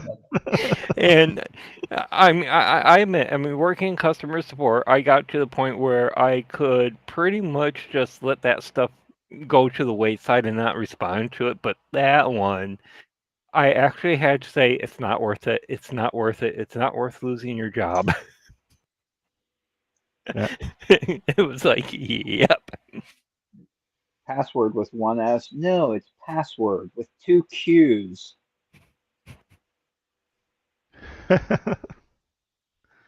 Oh boy. They are supposed to be easier nowadays because you have key passes. So these are like forward generated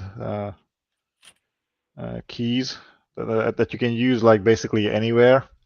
Yeah. Google came off with that, but it's hard to trust that one because where you had your key pass configured, if you lose that device, oh boy, you're a goner.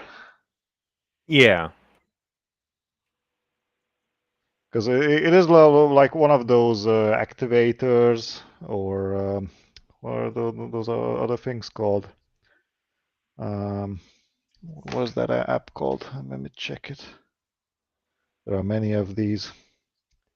Oh, you mean the authenticators? Yeah, the mobile pass, or wait a second, what else is there? Oh yeah, I have to The use the Authenticator. authenticator, yeah. You have to use that every day to get on my computer for work at home. Yep. Go through the VPN and have it, give you your freaking stupid 6-digit code that rotates every 25 seconds. Blah blah blah blah blah blah blah. And then so some of those can be exploited, and some of them are broken from what I heard. So, and when that happens, you need to regenerate and recover from the authenticator when that happens. They can also go unsynced. It's a horrible nightmare, really. Oh, yeah. All right, what do we want to do here? Let's try a couple padlocks.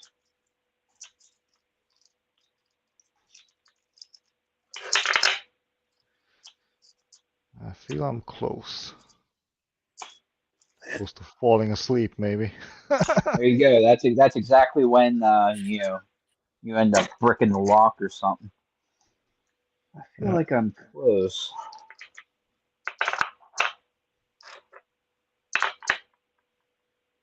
All right, let's go white belt first.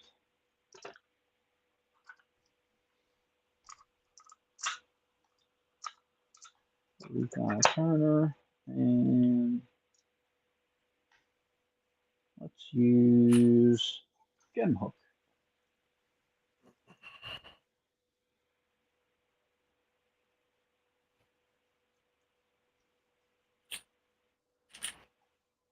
My hands are not wanting to work with me tonight.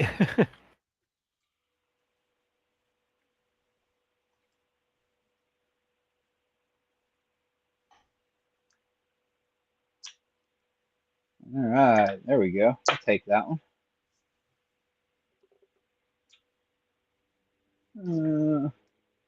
A Master 141.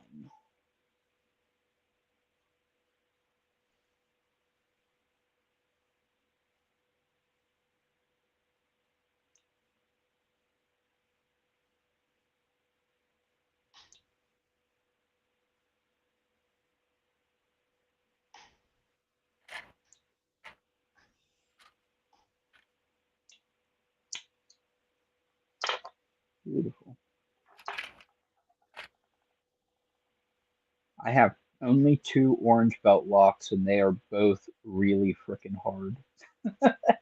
It's super depressing when I go to pick them. I mean, I can open a red belt or a black belt lock easier than these 2 freaking Abus 5540 and the Master Lock 150. Oh, the Master Lock 150 is a pain in the royal butt. Yeah. It really is, and I don't know why. I mean, I have The key tolerance of on it, the way that they have everything in there just makes it feel so squishy. Yeah, it's not like a crazy hard, but you have like a really high cut up front, then two low cuts in the middle, and then two high cuts in the back. It's this one up front that's like a real pain in the butt to get.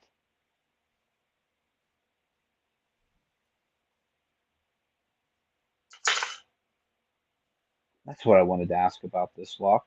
Does anybody know if this lock can be combed? Yes. Yeah. Yes. That can be conned. That's actually how I picked mine first. The 150. Because I got one from Amazon, and oh boy, I was just watching these shorts and the YouTube videos. Everyone got their orange belt by picking one of these. I also wanted my orange belt by picking one of these 150s, and I just couldn't open mine until I got to green belt. Holy crap! Because of the high lifts. But one of these Compics managed to open them pretty fast. You just need the 5-pin variant of the Compic to get it open.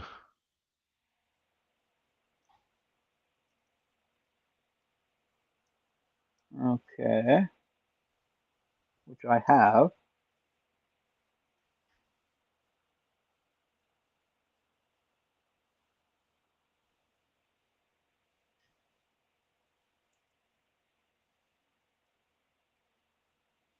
I feel like I'm bottomed out here.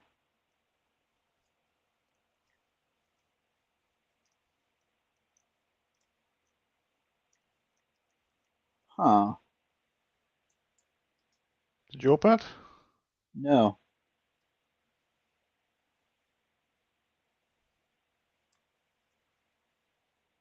I Is mean, that I the feel like Cover Instruments Compic?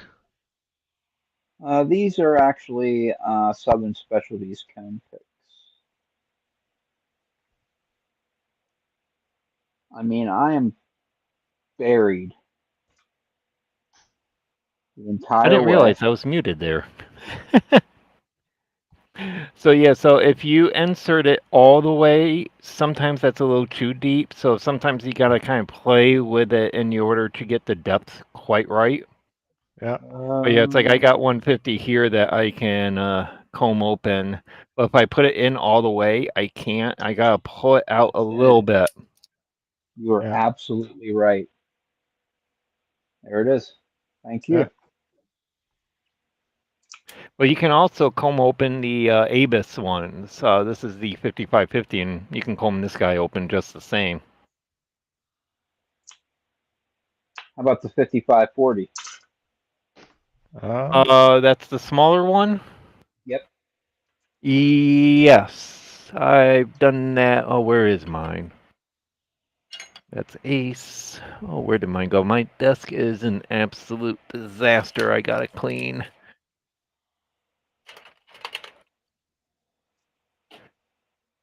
Oh, it's probably let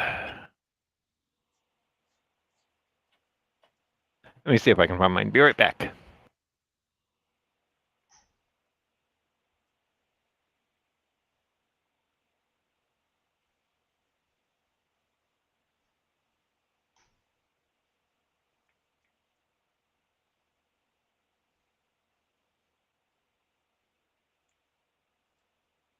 Hmm. You can also try and like pull it out a little bit. All right, so let's see if we can comb this guy open.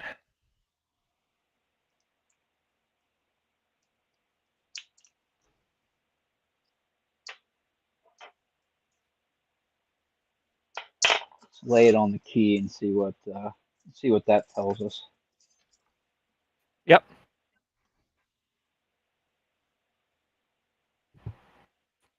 Use the tooth one from Covert Instruments. Hmm.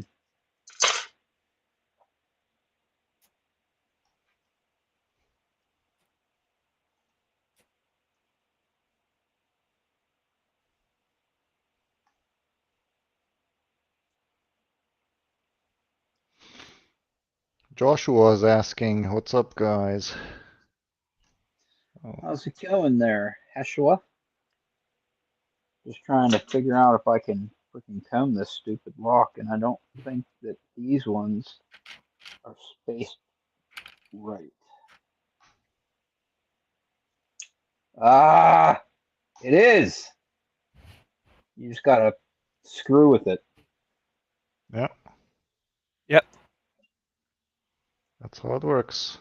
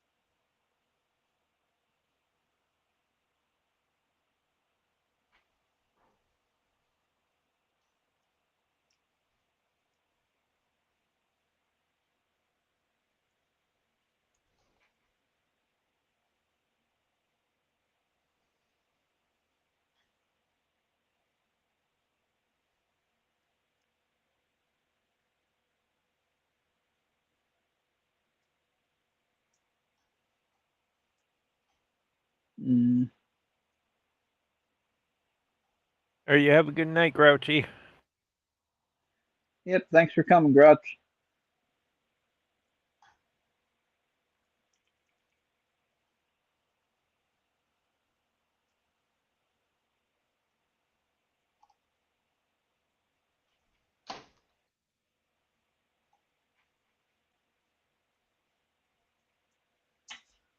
Oh, what a dumbass. I don't know what the hell I'm doing wrong here. I got it one time and then it won't do it again.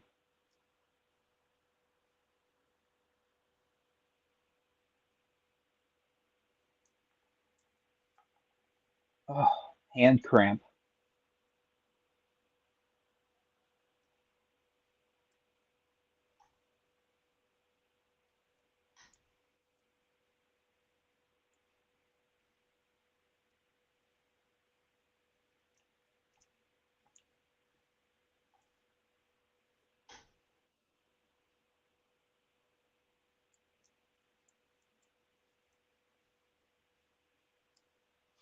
Mm,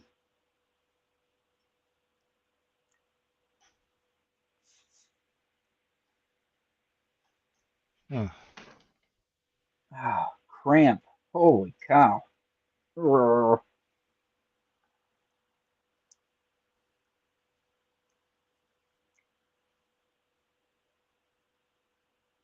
Yeah, I feel like the spacing is just not right to where you have to like get it perfect. Yeah. Like I feel like this is spaced specifically for the master lock 140 and just a little bit. How wide are the teeth on that? Let's see if we can Because that take would be some measurements. interesting. Because with the Covert Instruments one, let's see, where did I put that? The teeth are 46 thou with 74 thou in between them.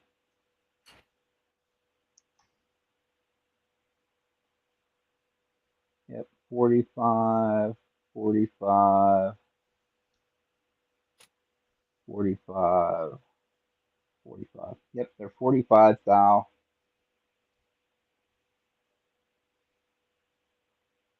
with like 73, 74 in between them. So the Culver Instrument one is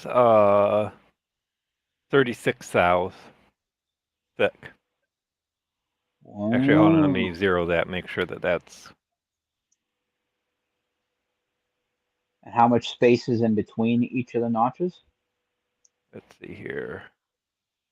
Oh, actually, so the Culver Instrument one's 49 thou thick, and then the space between the notches, we've got about. Let's see here. 74. That is exactly what I had. 73, 74 in between each of the four. And they are about 45 thou. So it seems like it is exactly the same as yours within a thou or two. Yeah. So it's pretty damn close. Oh, it must just be me.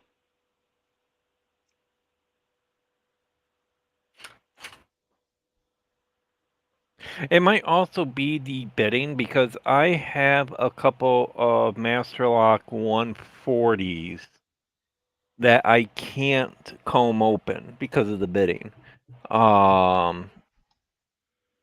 Especially if you have, like, say, a 9 cut or like a really, really big key pen in there. That might be just enough that it blocks it from going all the way in.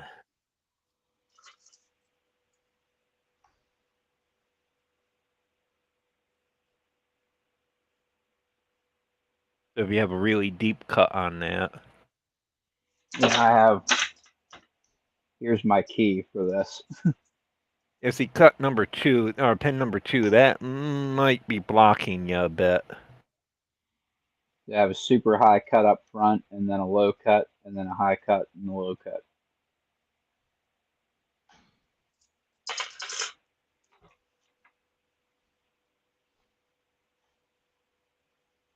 I mean, I did it one time, so it must be possible. It's just getting it wiggled in there just right.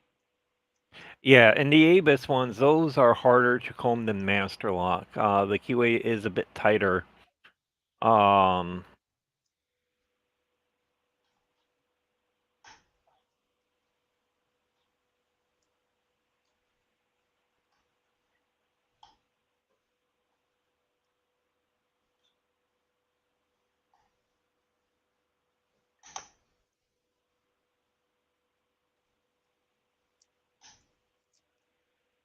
Oh, what a clown I am.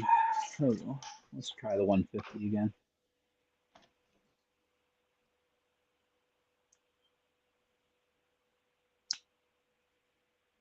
Yeah, those that's like butter. oh, it's Masterlock.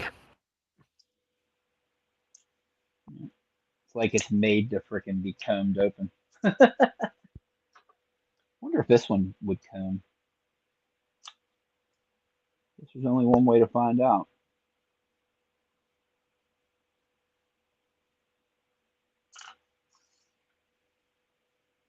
I guess I have the key, so.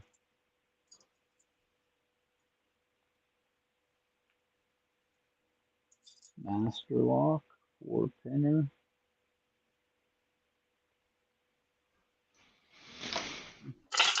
Looks like it might work. A little paras. Oh man, that's pretty paracentric. Huh. Yeah, you're not combing that if it's paracentric. Well, we're gonna see. Oh, did you manage to push it in? Then it's possible, yeah. Yeah, you can comb those. Sparrows has a comb for like the Masterlocks 1, 3s, and 5s that you can use. It's a very, very thin comb. And you have to have a shim to insert it as well.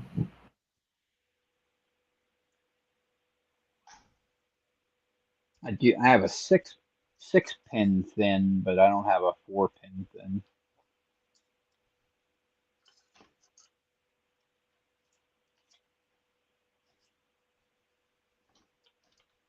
what the difference is between these two sixes. Yeah, what Nola said. What Nola said.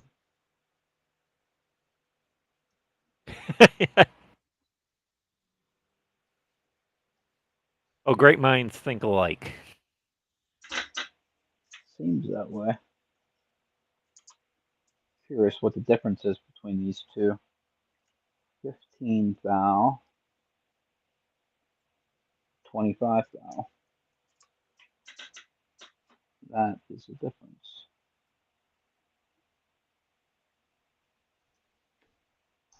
I think that's the only difference.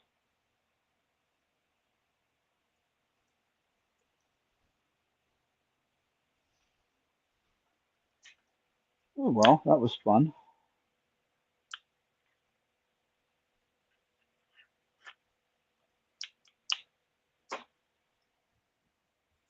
What do we want to do next?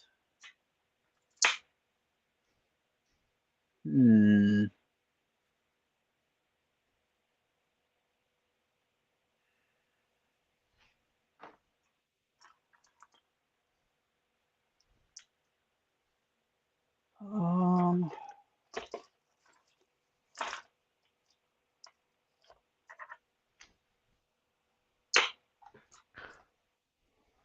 where's my comfort block?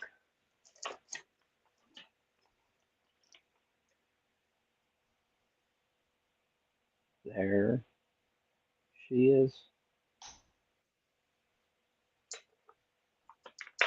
We're going to pick my comfort block.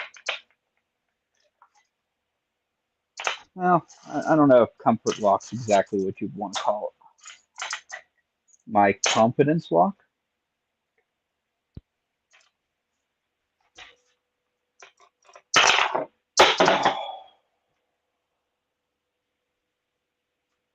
Oh god, it's so far down there. Aha! Finally. No, what is that? Oh, just an Avis 8345. I think this has the quick set. Yeah, quick set keyway on it. No. But the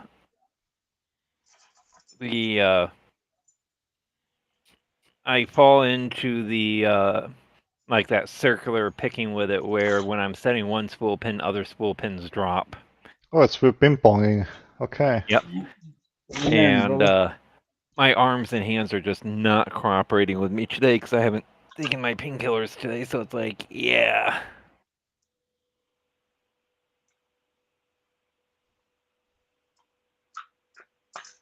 All right, let's go.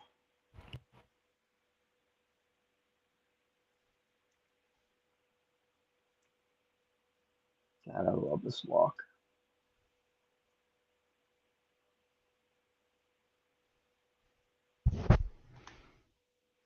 I need to get some more of these. 700. It is 700 with gins. Okay. Problem is I had to Frankenstein my ASA 600 in order to get enough gins to make a 700 with all gins in it.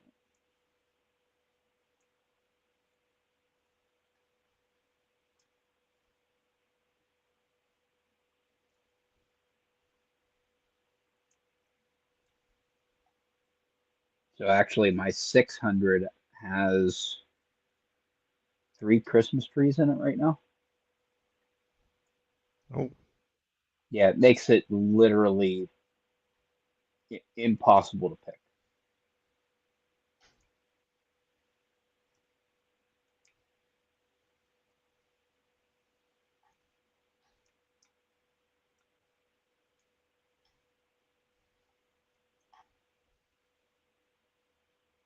Yeah, I can pick it with 6 gins in it, no problems. 3 gins and 3 Christmas trees. Boy, it's a really hard lock to pick. All right, big guy, relax. Knock it off.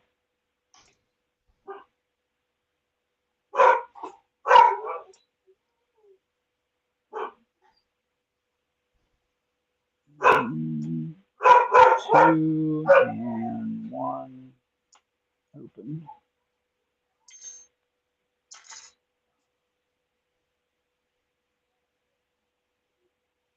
I wonder if I should take this apart and put my ASA 600 back together and pick that, because it's been several months since I've done that.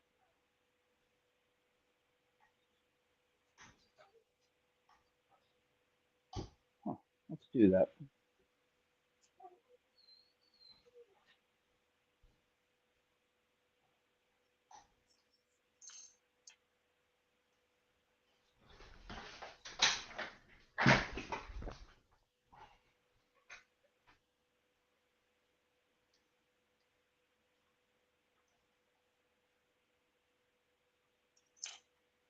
Okay, so there.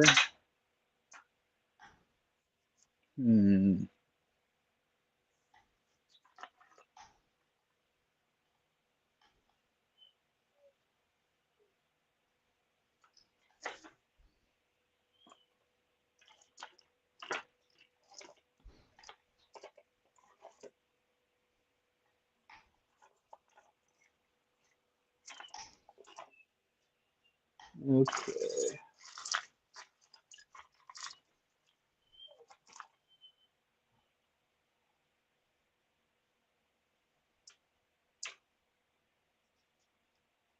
Ball.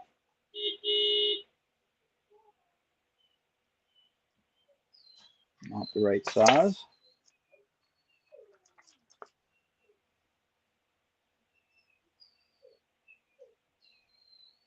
Huh.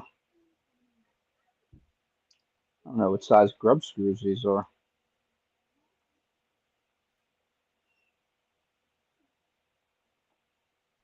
That. Huh. It's not 1.5 millimeter.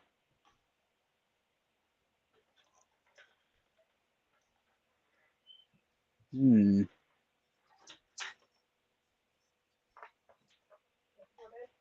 Whoa.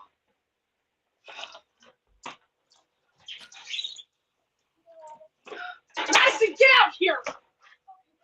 Come on, Jess. Everybody be prepared. The chaos has just entered my house. Can you come here and help Jess for a second? Right. Oh, Jesus. One end up. One end up. Help me. Jesus. I hurt my back. Okay, I gotta hurry up and help them bring a TV in the house because they decided to bring a TV home in the snow. So I'll be back in 2 minutes. All right, have fun. Talk amongst yourselves. Will do. Oh, it's a puck lock. Yep, the Master Lock 6271. Hmm. These guys have That's a big given one. me a lot of grief. But I'm getting better at them. I actually just uploaded a recording of picking one open, and just about everything that could go wrong went wrong in that video.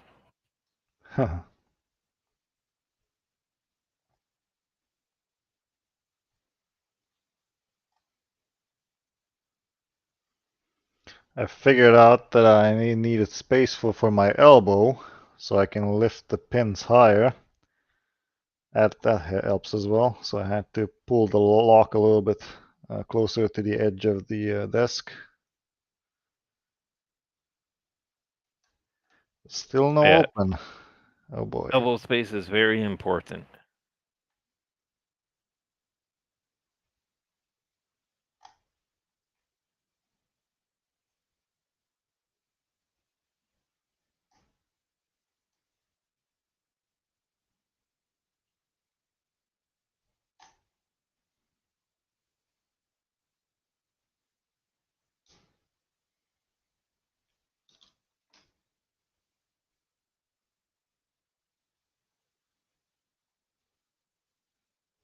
Actually, no, I was just able to yesterday comb them open. I was even having a hard time combing these guys open, getting the comb in there. And in fact, I bent my comb pretty well trying to do it.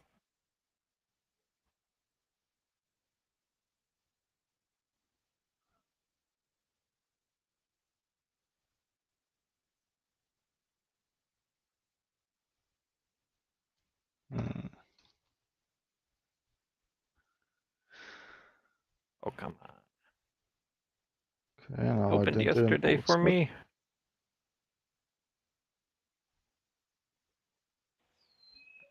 Oh, what a shit show. I'm back. Welcome Oh. back. Welcome back.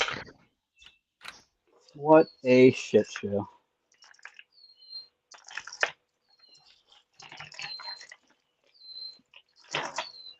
Is the TV working? The TV is now sitting in their room, but they never cleaned off their TV stand to make room for the new TV. So there's an old TV on the TV stand and a new TV sitting in the hallway.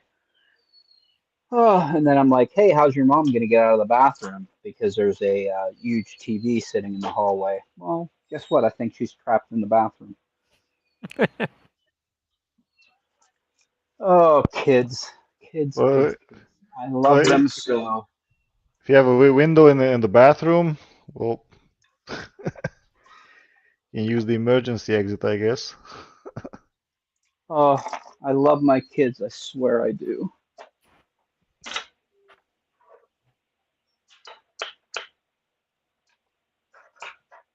All right. That is not the correct size. Son of a bitch.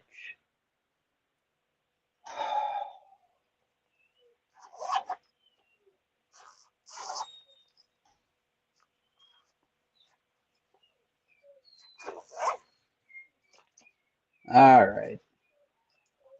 I have a specific Allen wrench that always fits my grub screws because I have no idea what grub screw size they use for these, but it's not a standard size. So like 5/64 is too freaking big. And if you go to metric, 5/64, so it would be what?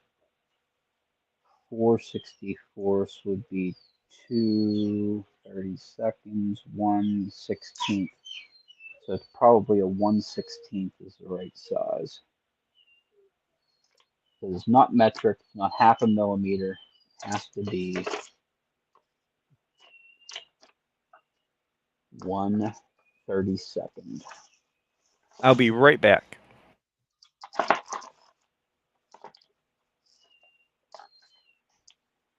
All right, so we got a big dummy here looking on my table for a 1/32 Allen wrench.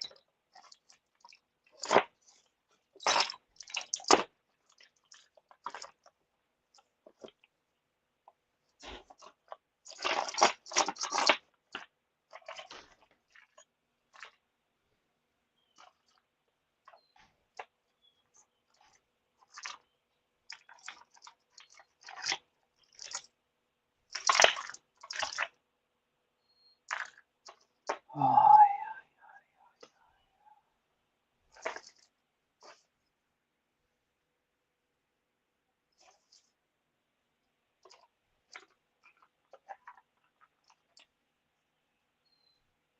nope, not that size.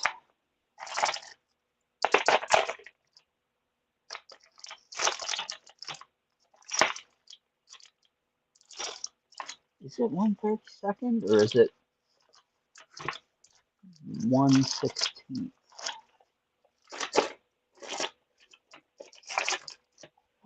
Ow, that hurts so bad. Ow, ow, ow, ow, ow, ow, ow. Oh, damn, that's sharp. Yikes.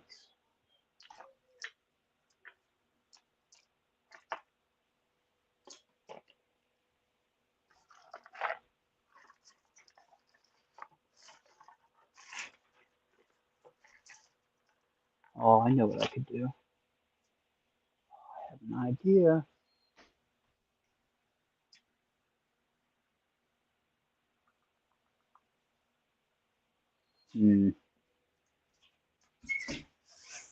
thinking no.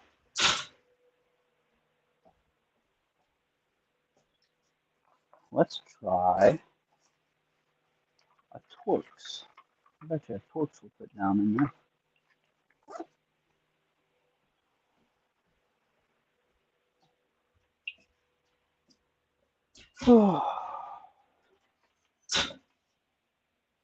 There's not a lot of what's it called?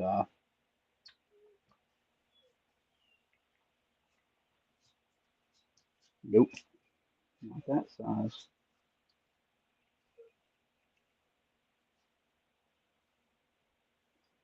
Ooh yeah, bitches.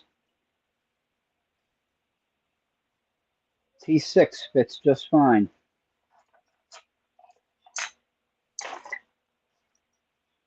Okay, so in order to get gens out of here, we got to take the gen out of 2, 4, and 6.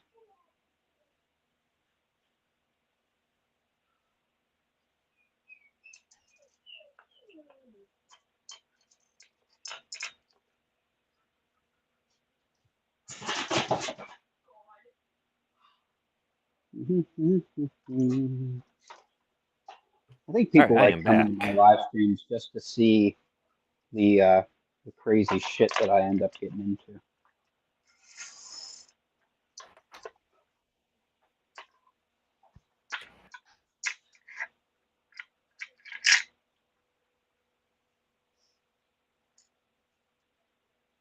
Okay, 2, and a spring, and a gen. Beautiful.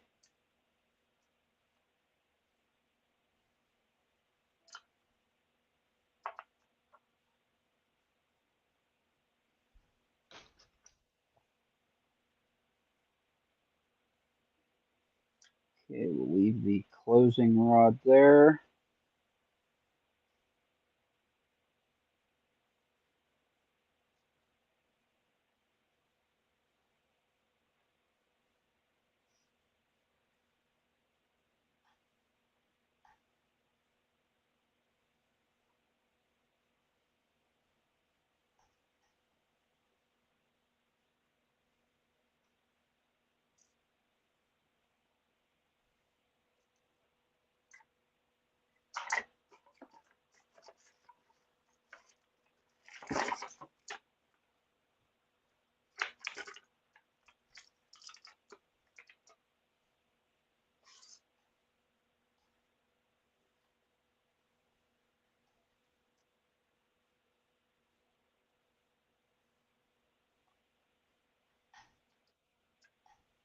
Okay, we're gonna have to do better than this.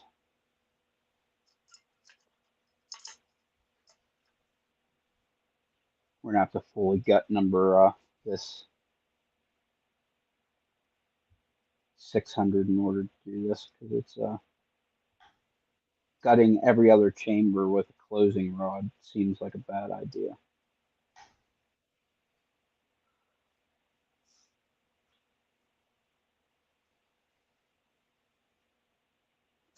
There we go. Okay. There's number 1.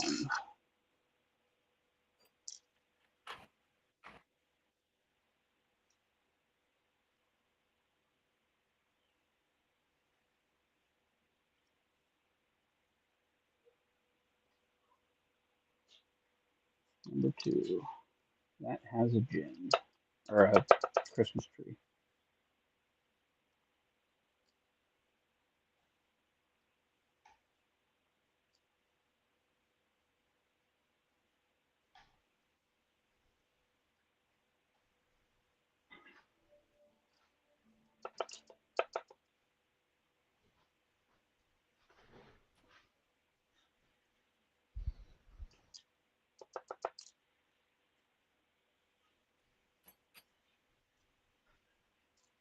There we go.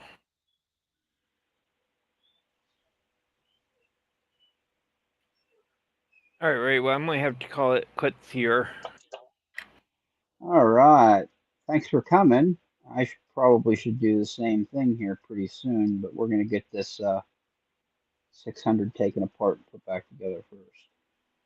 All right. Well, you have a good night. You have a good night, Wolfgang, and I will see you all next week. All right, well, see you, Bumpy. Thanks for coming by. All right, later, all. Have a good night. Appreciate it. Have a good one.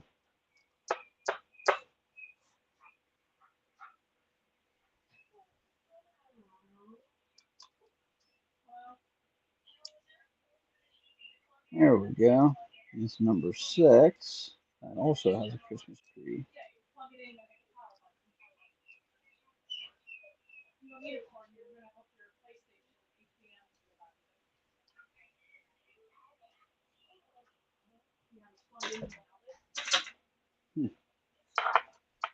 Okay, so we need to pull out. Let's put in number 2, which is this. Christmas tree, giant 700 spring, and a grub screw.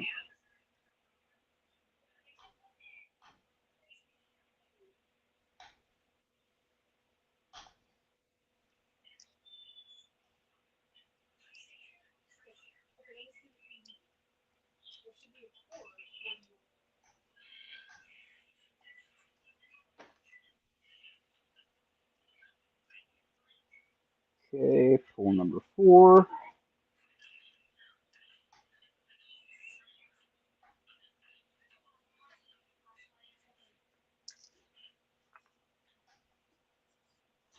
Spring.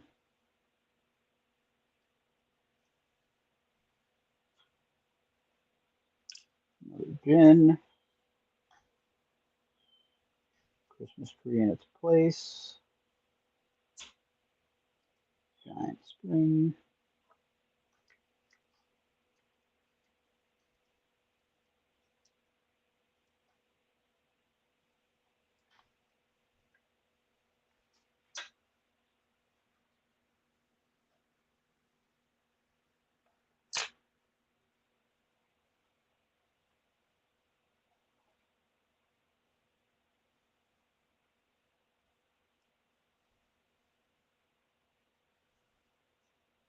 I'm not looking forward to having to do this back again in reverse whenever I want to pick a 700 with gins. I need to get some Yeah. more gins. That's the reason I got more so 700, so I could, you know. The gins are so freaking expensive because they don't make them anymore. Yeah. You know what I mean? It just kind of is what it is. Like they do not exist anymore. Are you kidding me? I pulled out the wrong freaking pin. I turned it the wrong way, so I pulled out 2 instead of 6.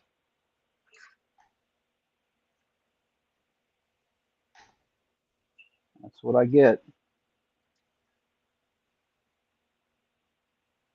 Yeah, there's actually a guy who sells gins and Christmas trees on eBay, and they are $9 a pin. Wow. Yeah, that's what I said. That's a lot of money for a single pin. Well, if I think about it, a 700 costs around 60 euros or something, right? Mm-hmm. Sounds about right. And if Christmas trees cost like 9 euros, that's 7 times 9, right? Plus Yeah, I the guess log that's body. yeah, I guess so. Plus, they are really freaking rare. So you got to add in like the rarity factor, like they're a commodity that is no longer being made.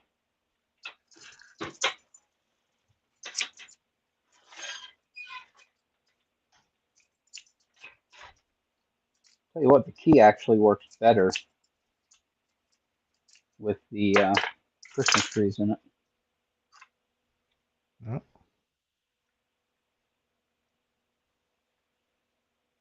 My 600 that I have actually has nice long gins in it. They're not little teeny tiny ones. Yeah.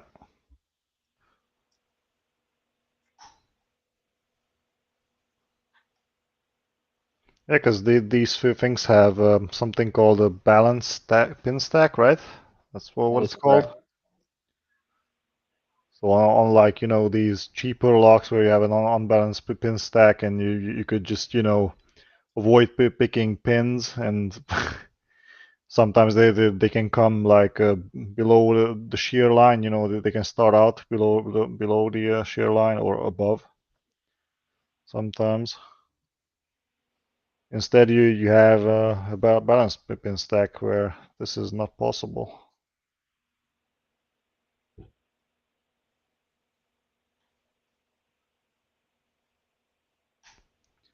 So that means that the length, where you add the length of both the key pin and the driver pin, is always the same. Like that's Yes. the balance pin stack. Yep. And I usually do that whenever I put them back to, especially this one, put it back together. You can see that all the springs line up on the top. Oh yeah. You know what I mean? You can kind of see if you balanced everything right, putting it back together. Especially when you're doing stupid stuff like I just did, where you're taking pins from one lock to make another lock.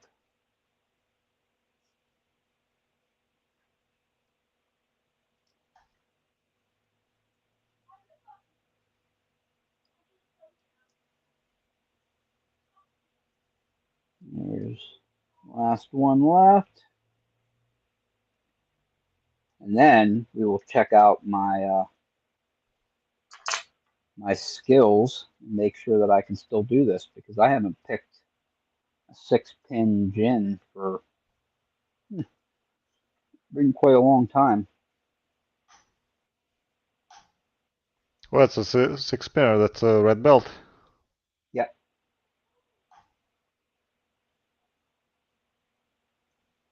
Nice. Yep, that's what I did. I took apart this red belt to make that red belt 700. All right, beautiful. Let's give her a go. Let's give her some hell.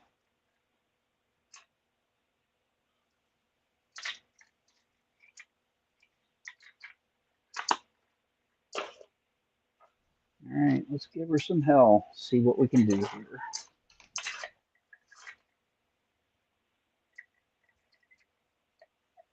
Red belt, ASA 600 with gins.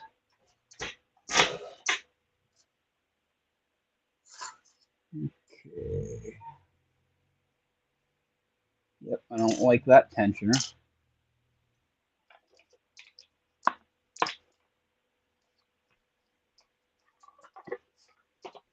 use a Moki. Try 1.5.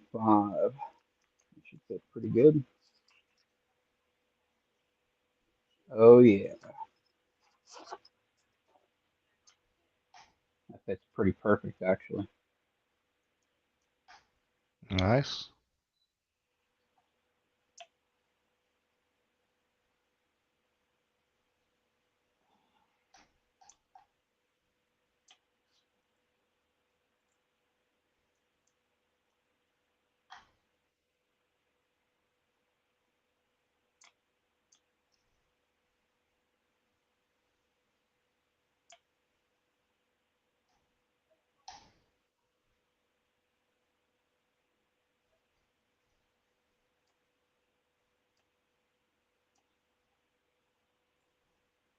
Just kind of picking through it, getting everything up into the milling.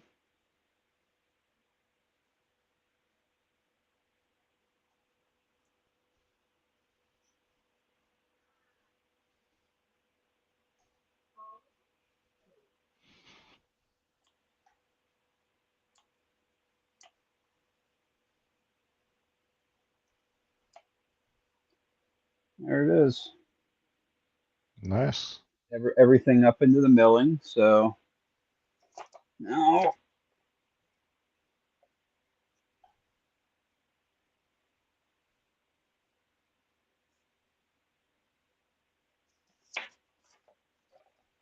right, let's get second tensioners in.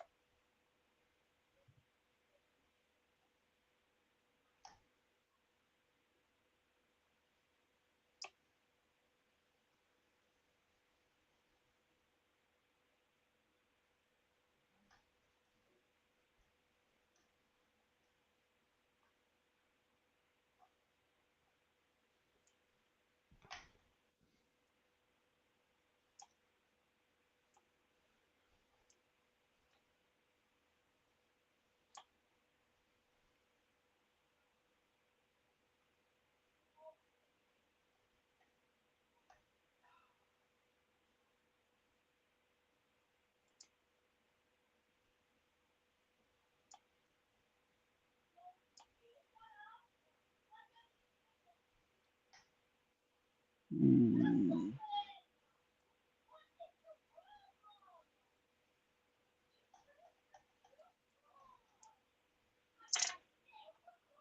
Grab deeper hook.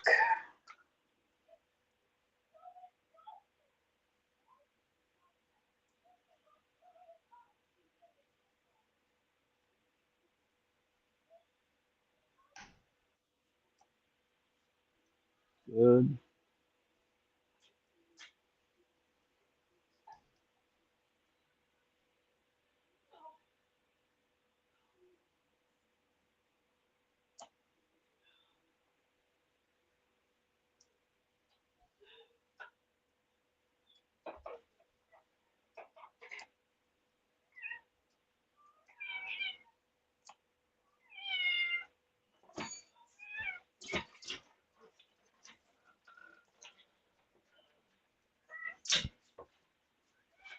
Wish I could remember the binding order.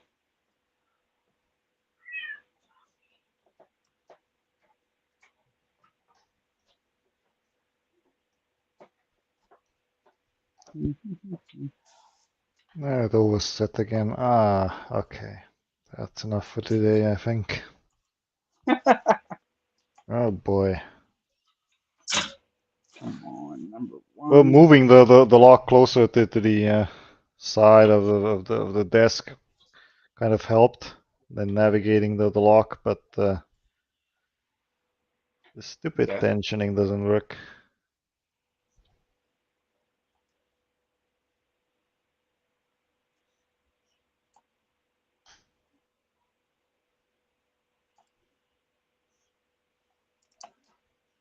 That was one.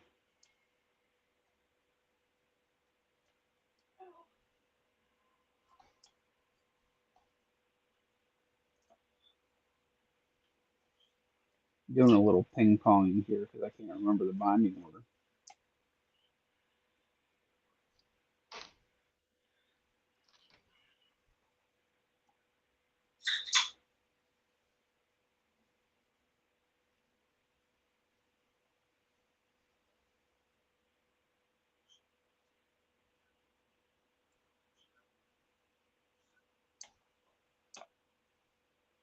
Okay, that was definitely number one. One is definitely set.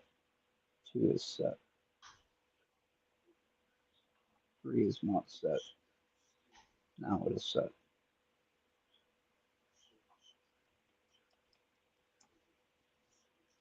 Four feels set.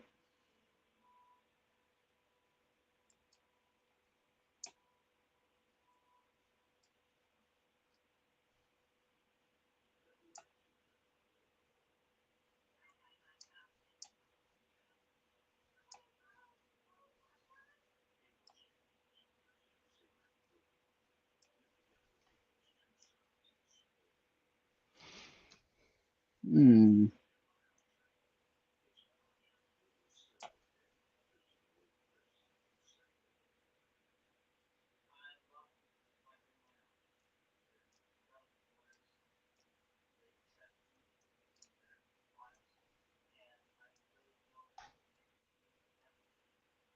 Wow. Okay. Try that again. I lost my false set. Oh, did you overset? No, I lost my false set. So that means I dropped something Oh. so that not everything was in the milling anymore.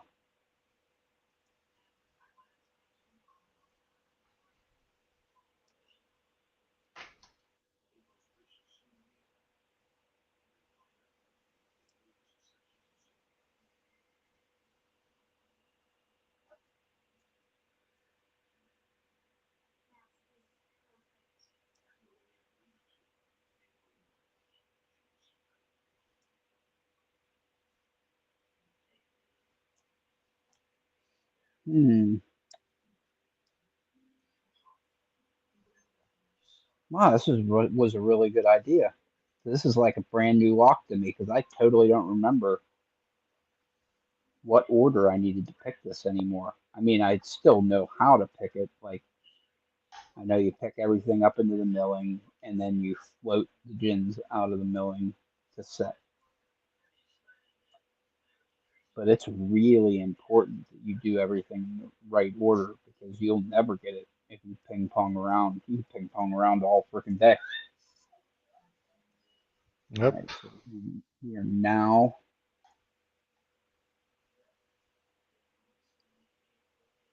Okay, there's pin number one. That's definitely set.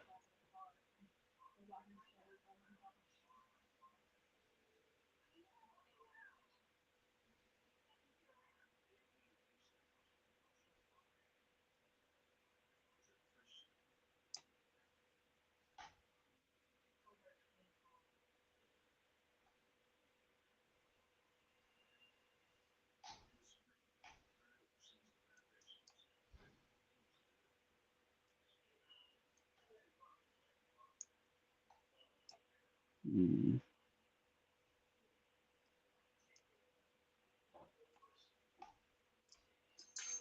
All right, I'm starting to get tired.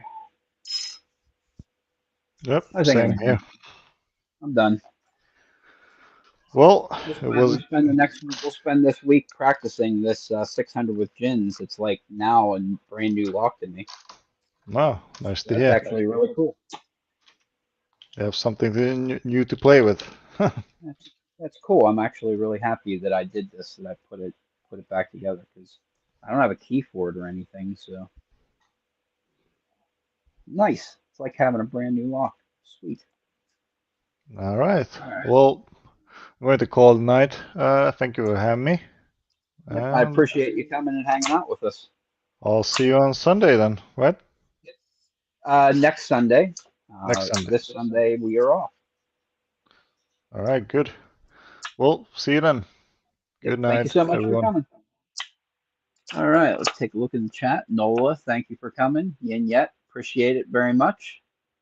3:30 seconds. What is after? What's 464? So that would be standard denominator 64 divided by 4. Yep, it's 116 was the size I was looking for. But I ended up using a T6, so that worked out just fine. Thank you so much, Yet, for coming. Josh B, appreciate it. Dean, appreciate you being here too. What do I want to say? So we have Rock Out with Your Lockout next Wednesday, same time, 4 p.m. Eastern Standard Time. But I've been doing a knife sharpening live, usually on Friday or Saturday, where I take one of my weird exotic steel knives and freaking put it through its paces. Got a new sharpening system, and what really made it exciting was the new abrasives that I got this week. So some nice CBN and diamond stones. So anyway, hope to see some of you guys back here on Saturday, where I'll be sharpening. What will I be sharpening this week? Either 15B, probably 15B actually.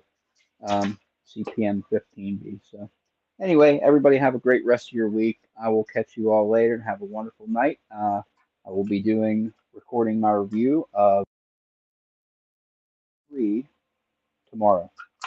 So hopefully it'll pop out here on YouTube in the next day or two. So